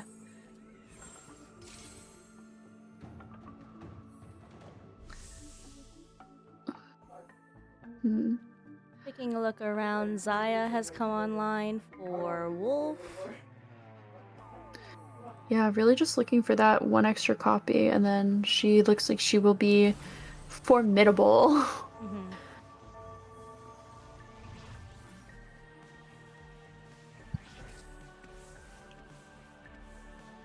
Going up against Konda, who, since we last saw them, has been able to 3-star the Samira and the Ornn and get the Nami online. Looks like when Mm-hmm. the buff augment, unless we just naturally made a red buff and a blue buff. That's kind of fun. Right, yeah. We did hit the Samira 3 though, so that's nice. It's huge Ornn. He's just so big. And like even this is gonna take a million years to And kill in it. overtime, it might my be gosh. in the Ornn's favor, actually. Nope. It's so ridiculous to go into overtime for like 3v1 and just sit there for so long. Okay, we do get the LeBlanc upgrade. That's nice. I do like that we're seeing so much more LeBlanc. I think I said this last week, towards the end of last week, is just she's felt like she hasn't really been a spotlight unit in any of the comps that we've seen, and so it's nice that finally this 5 Shepherd is like coming back, because it was around for a little while, but kind of coming back, seeing more play, seeing more LeBlanc focused play as well.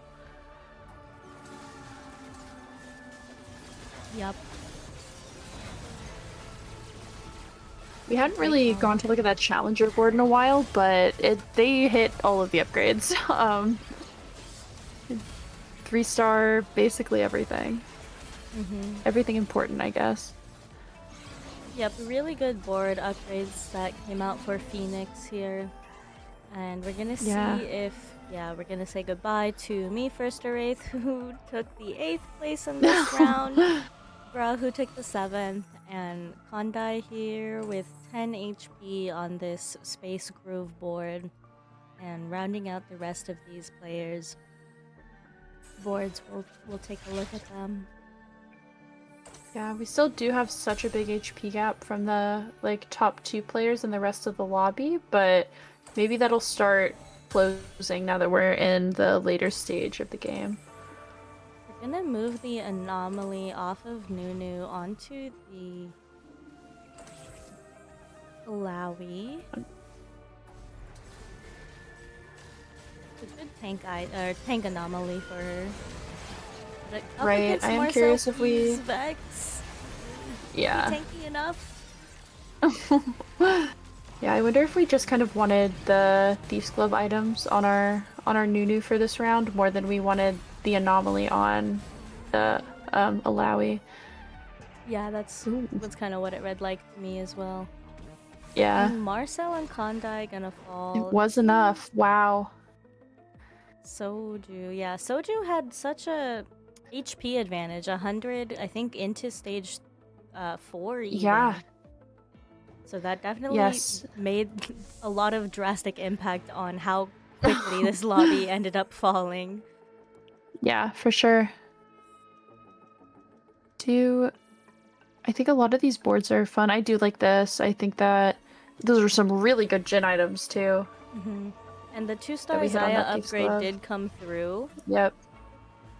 So hopefully this is enough to, you know, elbow out set max, but on that win streak and fighting them right now. Yeah. Definitely scary. Definitely scary. And we unfortunately don't have that Nunu I do like that we have the QSS on our side, though. I feel like QSS hasn't been like a really prioritized item at all. I love it, and that's because I control my positioning, and so like that's definitely a me issue. But I do think, especially because they added the like attack speed buff that you get on that item, I think it's not bad, Mm-hmm. And I'm wondering. especially depending on the lobby. Yeah, exactly. I'm wondering what kind of upgrades these two players can make to stand up against Soju. Soju, since we saw the pivot into this board, has been just really strong.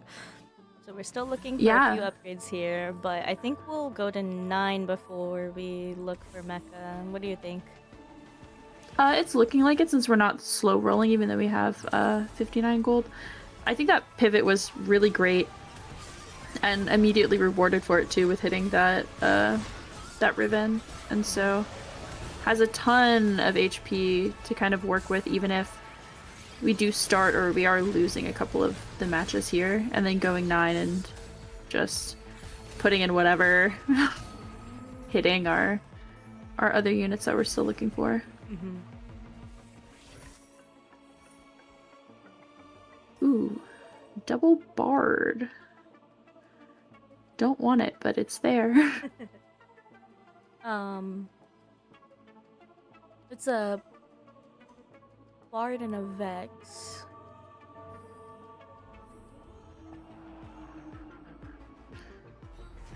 Okay. Let's... Okay. Phoenix might feel a little pressured with the 2 loss streak. Mm-hmm. Okay, looks like did spend everything.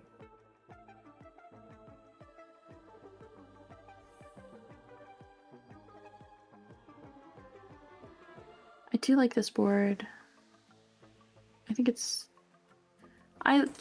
Maybe I just like low cost reroll. Maybe that's what the answer is. I won't say that I haven't heard you say that before. That is possibly just the answer. I'm gonna get the last of these tank items on. Yeah. I do think that just that Yasuo item on the Belveth, I feel like is really good. Well, it doesn't matter because she is gone, but when she is allowed to hit, it does mean that she hits pretty hard.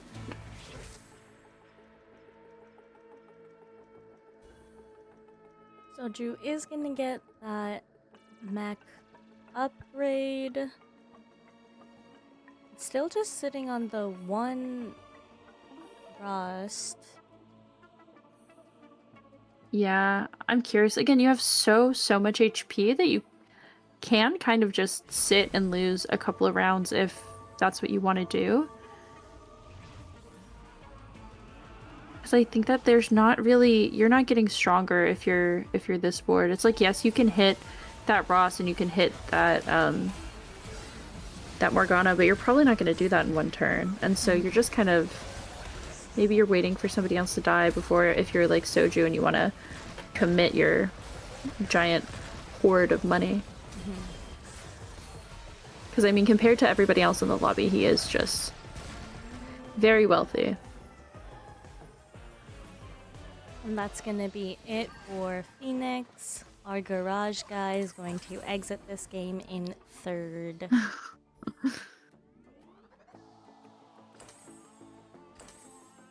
That is a big noo-noo.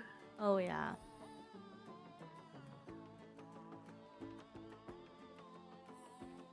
Okay, so I'm wondering, I mean, I think it's safe to say that Soju will walk away with this game, but it's still very scary to deal with the health and the front line of Upset Max. It really is a lot, and especially with like a fully itemized backline in this LeBlanc, and some really good items on the LeBlanc too, and the blue buff on the Karma. They're just kind of continuously outputting damage, and that's a little scary. However, Nunu is just huge. He is massive. Riven is alive and in the back line, though. That was... Wow. Still also sitting on 52 gold, by the way. Yeah, and it was we said that it was a pretty safe bet, but it was still closer than It was a lot closer than I expected it to be, and I think Yeah. it just that front line was so big and took so long to get through. But you get the rogue proc from the Riven, she drops aggro, and she's in the back line, and she just mows through everything. Yeah. So that was a very impressive board to see from Soju, who maintained a lot of the tempo in that game for majority of the play. And we'll get back into game pretty soon here. These players are just gonna play these games back to back, but we still have to wait a little bit for the broadcast to review and before we get into the next game. But the standings as they are right now. Oh, sorry, Tonki, you can't see. No! I thought they would be on standings. But yeah, so just for a quick recap, we have Upset Max, Soju, Wolf, and I'm guessing on this name, I'm really sorry. Konda, or sorry, Wolf, Phoenix, Konda, Marcel, Bra, and me, First Wraith, sitting in that placement respectively. So we've got one more game to see who will advance and qualify for the next day and try to get a qualification into Tactician's Crown. Lots of exciting play to be done still today.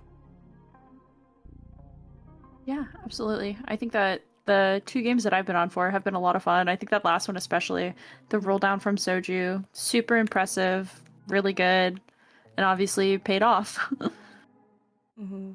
Definitely. So we're gonna kick it off to just a short little break while the players and the broadcast wrap up the coverage for this last game before we get into it. See you in a minute.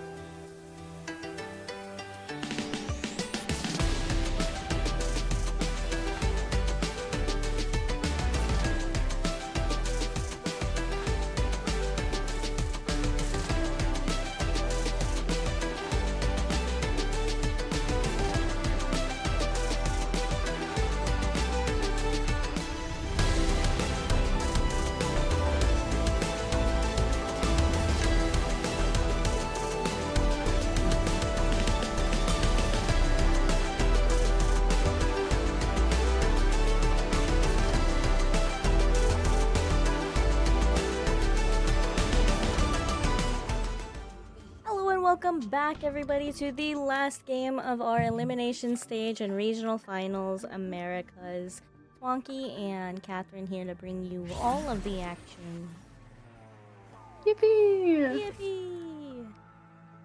We've had some really fun games today, so I'm just hoping that this last game is the same. Yep, and it looks like our encounter for this game is going to be Scouting Party, where the players will gain an extra augment for rerolls. So if you're just tuning in for the last game of the day, I'm going to be particularly interested in what the Stargazer is. Over under mountain? Mountain would be insane. Surely not. Okay. We're going to see the medallion. We are gonna see medallion. That's 4 for 6 mountain games on the day. At least in That the is a broadcast lot lobbies. of mountain. Yeah. They've done a lot of climbing today for sure. True. A lot of these players have had to climb from the, especially this lobby, right? Has climbed from the original lower bracket of being eliminated in the first 2 games to the next 2 games to now these games to qualify to continue on and reach our finals for regionals and look to compete for that spot in the Tactician's Crown. Some of these players would be, I think some of these players would be qualifying for the first time, but I'll have to double check on that. Yeah, I think so.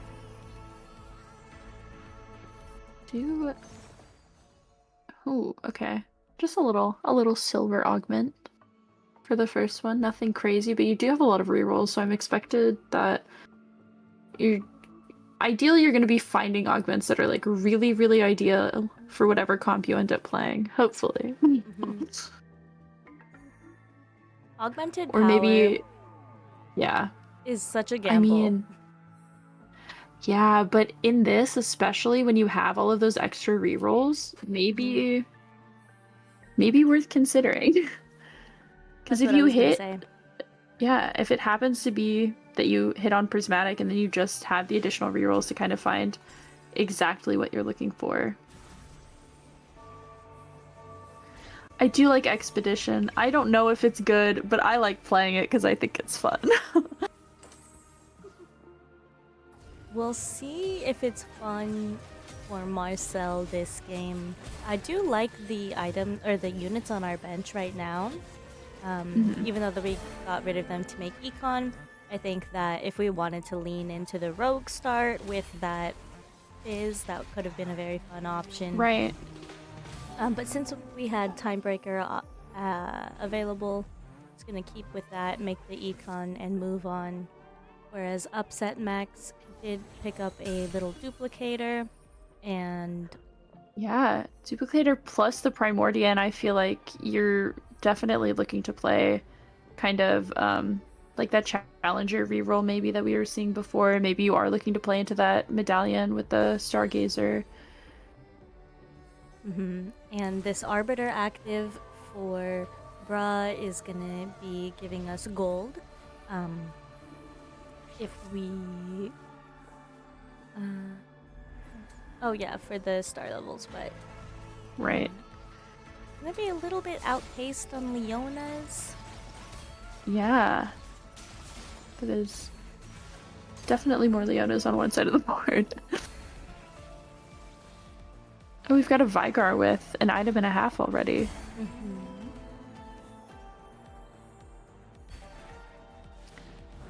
And another Vigar. Oh, and with another its Vigar. 2 items. Yeah, okay. And that's a lot of the same components also. Yeah.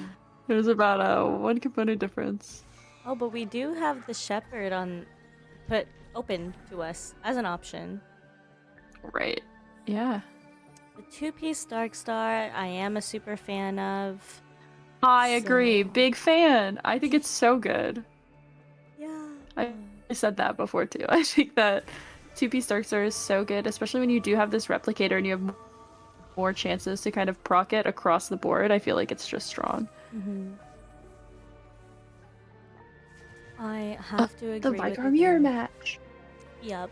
I am inclined to say that 2 items is better than 1 or 1.5. Yeah. But we'll see, because the front line is still very present for Honda at the moment. Yeah. That is. It will be enough. The 2 items doesn't even lose a unit.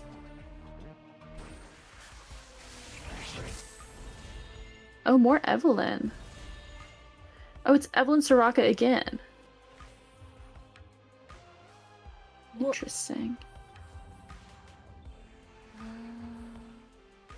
I thought it was Soraka. Oh, again from the Yeah, not games last ago. game, but the one Yeah. before. Yeah, 2 games ago. Yeah. Okay.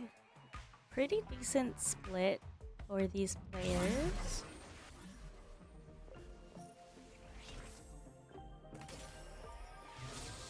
We already have a. Ooh, that's a lot of time breaker. Yeah.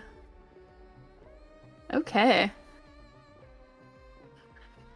Yeah, I'm I like liking this. this I like a lot. the.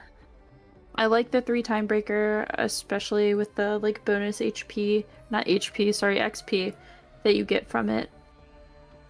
That's right.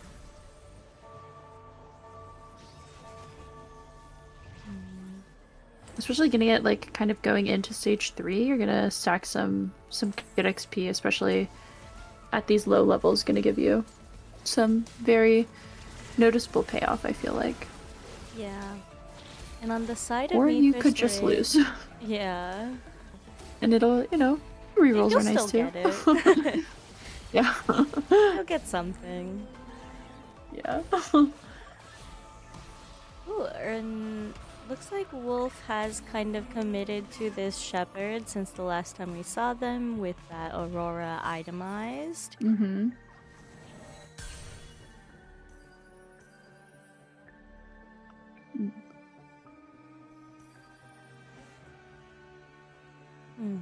Quite a bit of Gwen on the boards. I do like this Primordian still. I think Primordian's fun, and obviously it's quite strong early when you're hitting those unit upgrades, plus the just like ambient eco that you're getting from it, even if it is only 1 to 2 additional gold around. I'm wondering when we 2-starred some of these units too, because we are only on the 1 win streak. So maybe that was a little bit lucky. Yeah. This is, yeah, I mean, this Timebreaker board is looking pretty strong. I know that we just saw it lose the round before, but into the other boards in this lobby, I feel like it is just quite strong. Definitely. Oh, Marcel! What are we doing?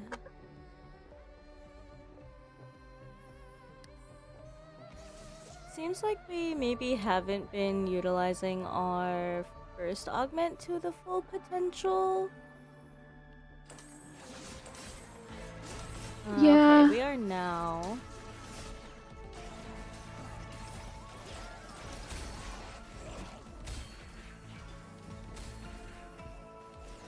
We're gonna get another opportunity to have the Arbiter active with Diana if we so choose. Right. Yeah.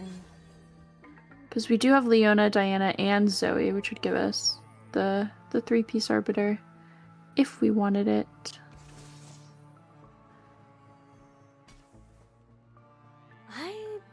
I don't know how I feel about this comp. I really don't. Yeah, I don't know that I'm a huge fan of it either. I don't think that I would rather have Arbiter, though. I think that we are just kind of maybe trying to get through our expedition a little bit and hope that it gives us some kind of direction. So we still have 20 gold to go on. That's a lot, yeah. Oh my goodness. With these and 2 it's 3-stars. Yeah. Wow. I think that's Gwen too. I think that Gwen too, especially like through stage 2 and stage 3, she's just so strong and she can almost solo carry the board. So If we had taken Worth the Wait, this would have been prismatic with double rerolls. So, oh, there was a Worth the Wait. I see it. Wait, where was it? It's on the HUD and I'm blind. So, Oh, bruh. I can't, yeah. Sorry, I cannot read that. I'm very blind. Oh, it did not win the Golden Gamble. That's the second time we've seen our player lose. So tragic. Yes, tragic indeed. But at least the board Especially state when is you not. took the Worth the Wait. Yeah. Yeah. The board state we're not too worried, but you took the Worth the Wait, you took the Golden Gamble, and then you lost it. And that hurts a little bit. Definitely a little bit discouraging as a player. Yeah, but again, this board is quite strong. The Gwen is just snipping across the whole board. And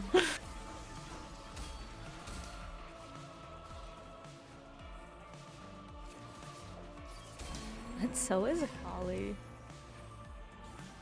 Yeah, wow. So we've already got our Alawi upgraded, which is very nice this early. But I think we're still going to be looking for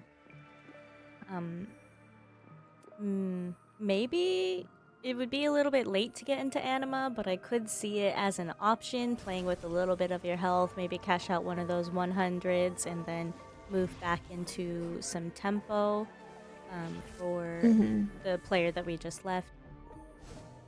Right, I do feel like it is a little bit late to try and get into that Anima. I think that seems a little scary, but you know, But when you're playing sometimes, for yeah, the high stakes, exactly. I play. Sometimes in lobbies like this, you just do kind of got to take a little bit of a gamble. And it's like, especially if you're looking at these other boards and you don't think that you beat them, it's like maybe you do just put it in for a little bit, see if you can get some sort of cash out. I see a Lulu. Somebody is going to take full advantage of that medallion. Oh, yes. Oh, and I think this player, if they choose with the Nunu, that would give them a 4th Stargazer. So we'll see what champion that was chosen here. But yeah, I like it.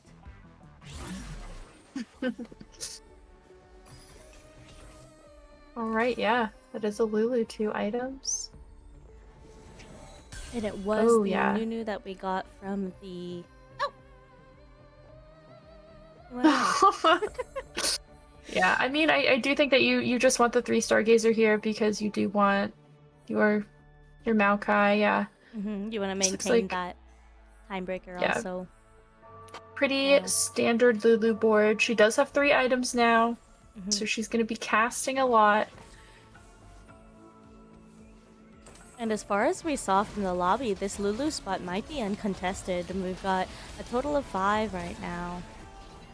Yeah, it was looking uncontested earlier. It's also, like, she has some nice backline access that some of the other comps don't necessarily have, where she can actually spread out her damage more than getting stuck on some of these bigger frontline units that we've been seeing in a lot of these games.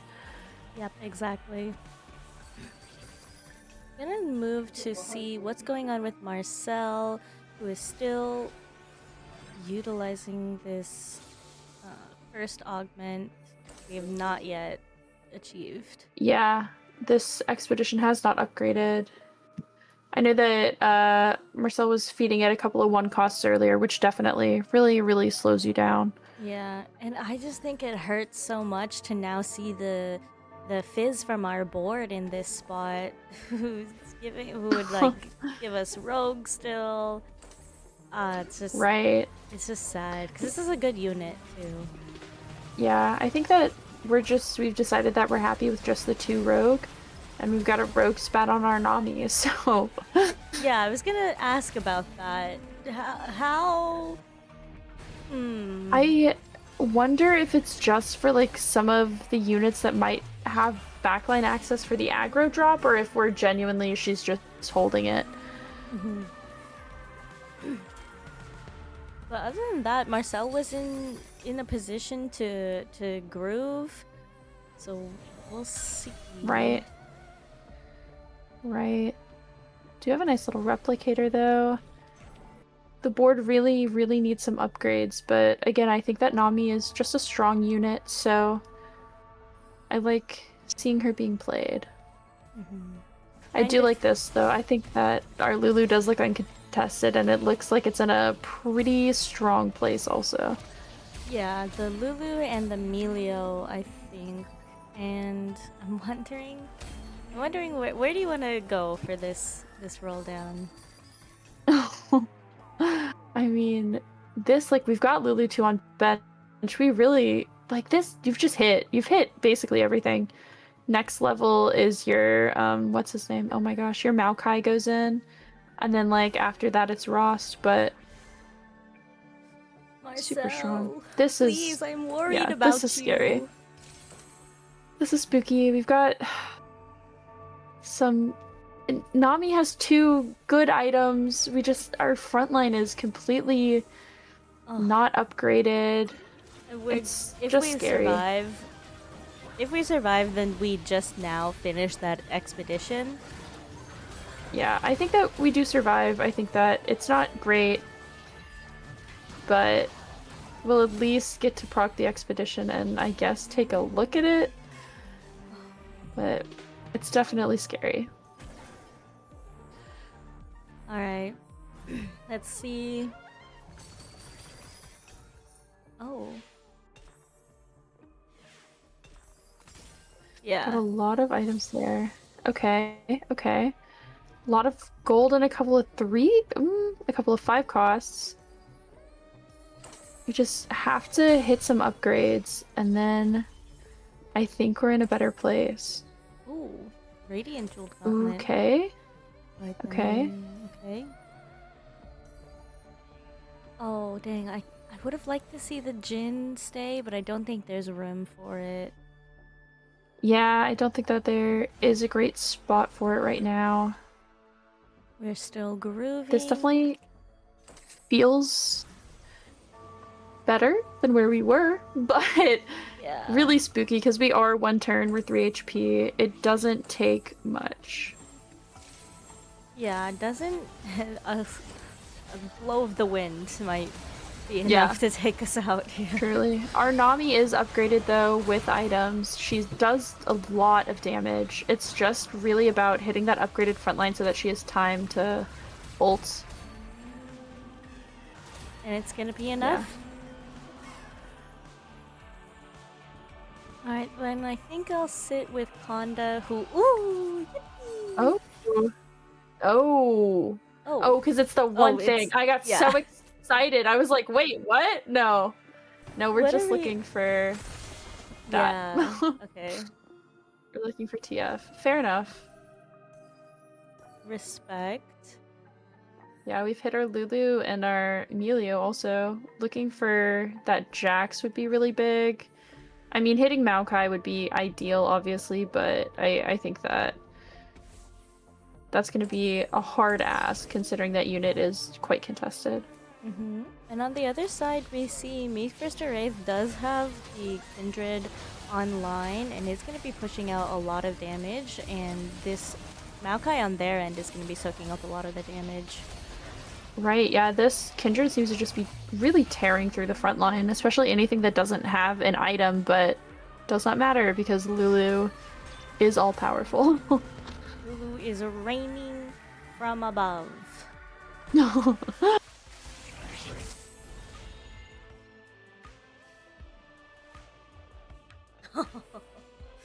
The Pact. The Blood Pact.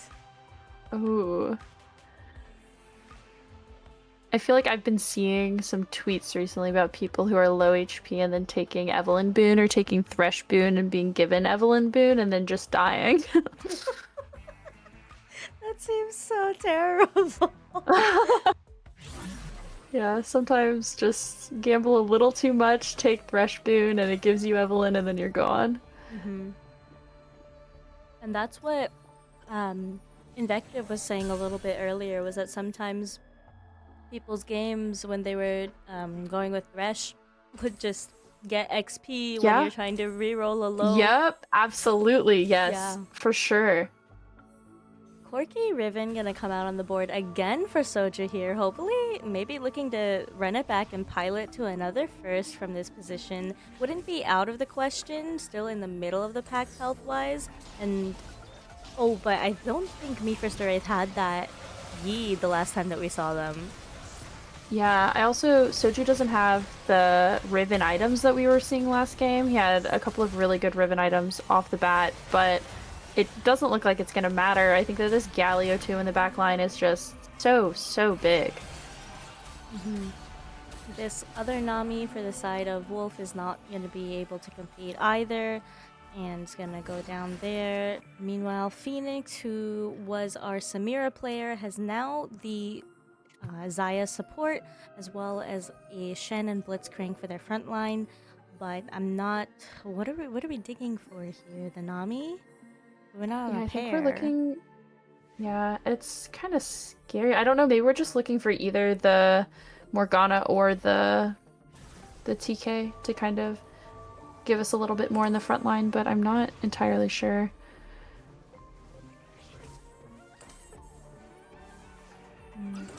Yeah, this groove does not feel as groovy Yeah.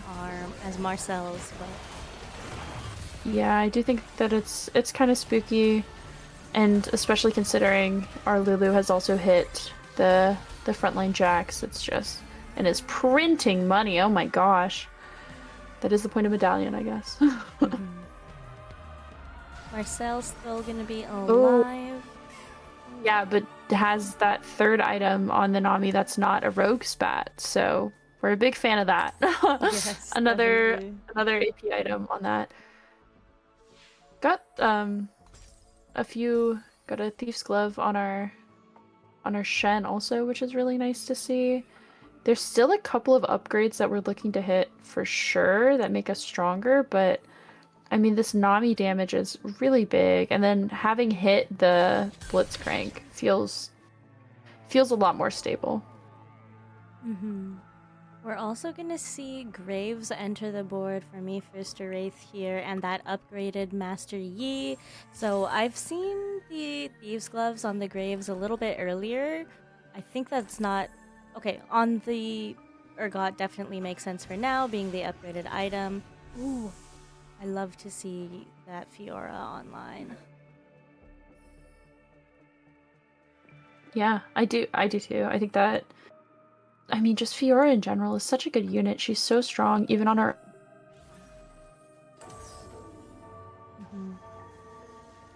that I feel like wasn't getting as much love as definitely it has in previous seasons, but I'm seeing it a little bit more towards the end of this set. And I think before we left, Marcel did get the Soraka's boon, so has healed 1 HP. I've noticed. Perfect. All he needs. I believe in it. Yeah, well, it's all you need when your next loss, you have 1 HP left. Yeah, exactly. Okay. Wow. Yeah, this LeBlanc is doing something. Definitely beating some of the... or beating A board. So... 3 challenger for Upset Max. Let's see... Solid board. Yeah. Definitely something we've seen a lot over the weekend. Definitely a board that has a lot of potential. I'm hoping that this 3-star Jinx, though, is enough for some of the front lines from our other players. Yeah. Yeah.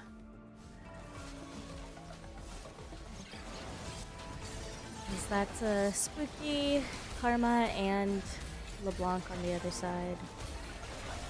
Yeah, absolutely. I think that just the damage output from those 2 units is so scary, especially when they get to ramp a little bit. Oh, wow. Yeah, that's... If Jinx isn't killing them immediately, she's not killing them at all. Yeah, and so I would see upset Max. I'd like to see something that can get into that back line a little bit faster or open that up for them to continue, um, with the potential to outplace Marcel in this lobby, who is again Right. healed 1 more HP. Yeah, maybe he needs to get a Fiora in to get a little bit of extra healing as well. And Soju has finished up itemizing this ribbon for now. Again, as you mentioned, not with the ideal items that we saw last game, but against these Karma and LeBlanc has a better chance to Right. get into the back line, and Riven's starting to move Yeah. there. Yeah, she has that Giant Slayer, which is not terrible. She's got a little bit of extra healing with her Gunblade, but it's definitely not as great itemization as we had seen have available to him in the last round for sure, the last game for sure. And we'll jump on board with Marcel P to see how they're still going. I am a little scared of not having some more upgrades. Granted, still at level 8, it's hard to hit, but no upgraded Pantheon is kind of scary. Mm-hmm. But when you see the TK up there in the front and the Blitzcrank, Yeah. who should be in a good position to get to the Karma and LeBlanc backline threats that we know are present in the lobby, is...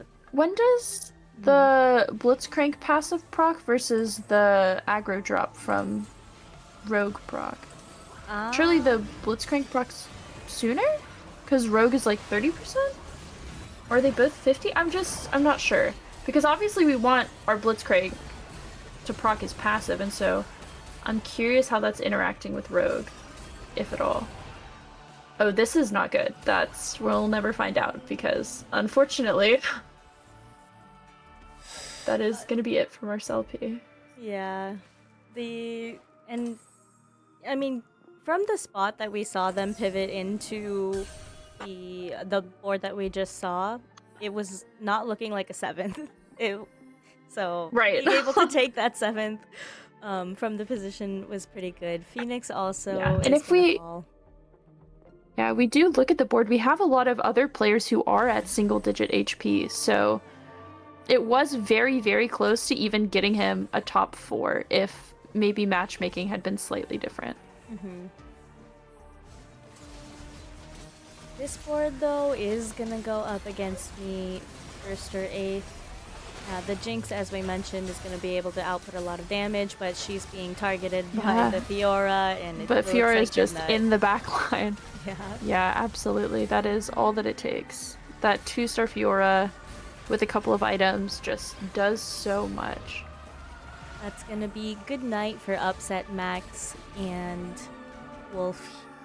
I'm going to say goodbye to 2 players in that round, and that leaves us with our top 4 of this final game of the day. Yeah. I mean, the Corki with the double... Oh, that's a lot of money.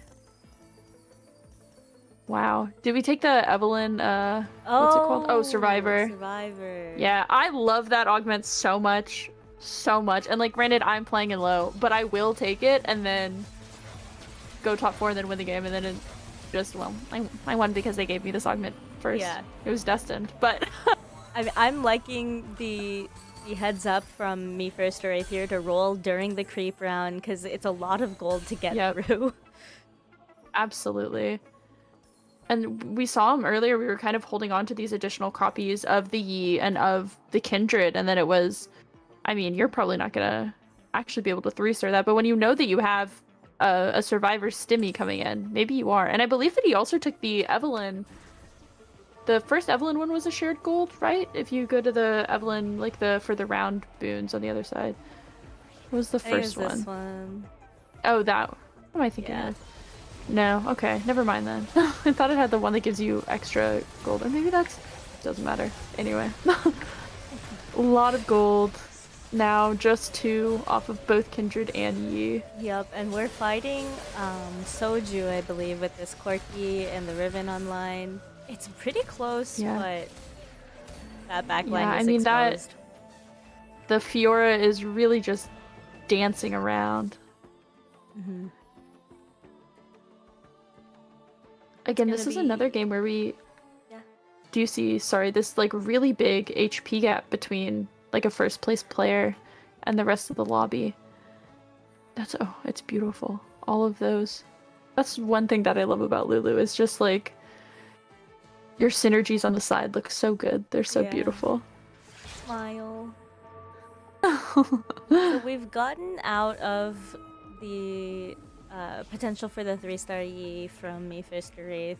Kind of went all in on the Kindred bucket and not yet rewarded.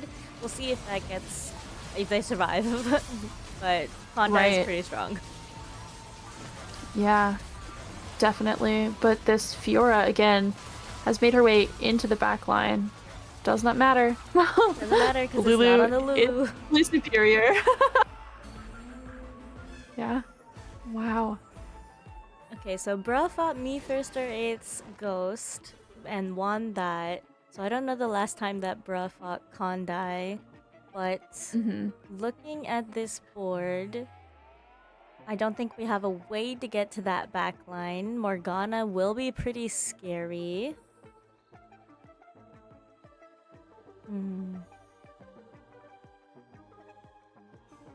Yeah. I mean, I love this Lulu. I think this Lulu board is so strong, so good. Yeah, I think as far as our carries go, I would give this one to Kondai. But Yeah. we'll see. Oh, I mean, and we there's just- the we have- other 6 over, like you were mentioning earlier. Some players Yeah. prioritizing bringing that back. Yeah, kind of making sure that, especially with everybody playing Nunu and stuff, it feels like just kind of ensuring that your units are ulting. And also, I feel like it's a pretty good item just with excess. Whatever you have left over. If you have it left over, it's slammable. And there we go. Beautiful. And Finishing out the day on Lulu. Yes, I love to see it. I remembered way too late that I said I was gonna take the clean feed for the last the last fight. But I'll cut over to it just now. Look at this. Look at how happy Oh, so Brother happy. is. So happy. I love. Very nice. Yeah, I love to see that. It's just when the players are as excited as we are for the outcomes of the game, especially at these high pressure moments, like that was really exciting. So I'm very glad to see that the players are also, excited playing and happy with the result, because you're not gonna believe this. Oh no. Arnar. Ready? Uh-oh. Oh no, wait. Oh wait, yeah, sorry. I can't. Oh yeah, I forgot you're on the other. Oh no. Wait. Wait, open the link. Wait, let me send you the link.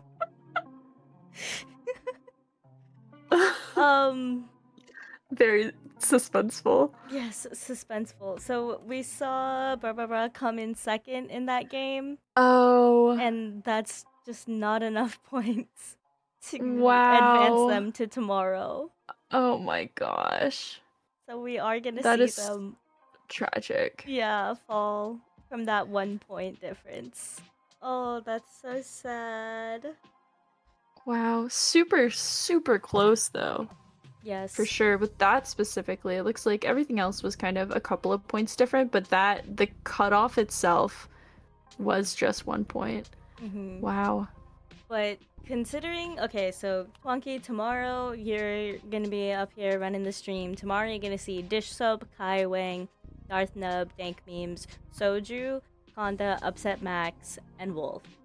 I think I think that's gonna be a lot of good games for you tomorrow. I hope so, for sure. I mean, yeah, all of those players, fantastic. So definitely will not be disappointing. For Worlds, hello, Deepest Regrets. I believe that's Radish, I think. For the World spot, I'm not sure if that applies today or if that will apply to the players tomorrow once Grand Finals is done. We'll double check on that and report on it tomorrow. But this is what we can expect tomorrow for our Grand Final that will play 6 games and then the top 7. Oh yeah, so maybe you're right. Maybe it would go to Bruh here. Yeah. Oh, nice. Okay. Oh, excuse me, sorry. But yeah, that's what we have to look forward to tomorrow, Twonky. I've had a really great time going over all of the games today. It was really fun. And can you take over for a bit? I have to find the end screen. Oh no. Yeah, I think that we had some great games. I hadn't been able to watch a whole lot of the other games throughout the weekend, kind of on Friday and then the former half of today, but everything that I got to see, a lot of fun. I think that we had a fair amount of diversity, specifically in the comps that we saw that were winning. I think that very obviously we have a couple of more favored comps that are appearing in every lobby and are doing well and getting those top 4s, but I feel like we had a pretty good variety in the comps that actually won. I'm glad that we got to see a Lulu game. I feel like it's been a little while since I saw a Lulu game, especially one where she finished first, but I also saw some fun Dark Star, quite a bit of Yi, I feel like also. There was a good variety. Yeah. And I hope that carries on through tomorrow. Yeah, so tomorrow I think they will be able to post the compositions again for today that you'll be able to take a look at to see like what really shown was a scene board, and I think that will be super fun for your tomorrow to see those statistics come out. Yeah, absolutely.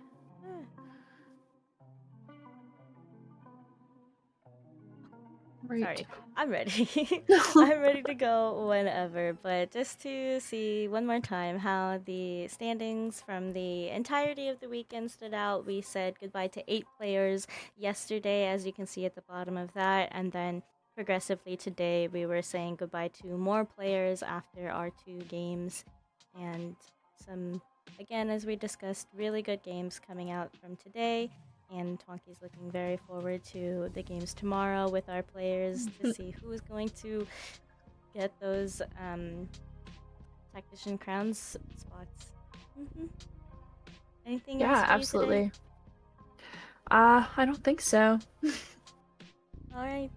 Well, with that, thank you everybody for tuning in and hanging out. Thank you to Invective who brought their opinions and interpretations of our players' games earlier today on the stream. That's going to do it from us, and we will see you tomorrow for the last day of America's Regional Finals. Bye-bye.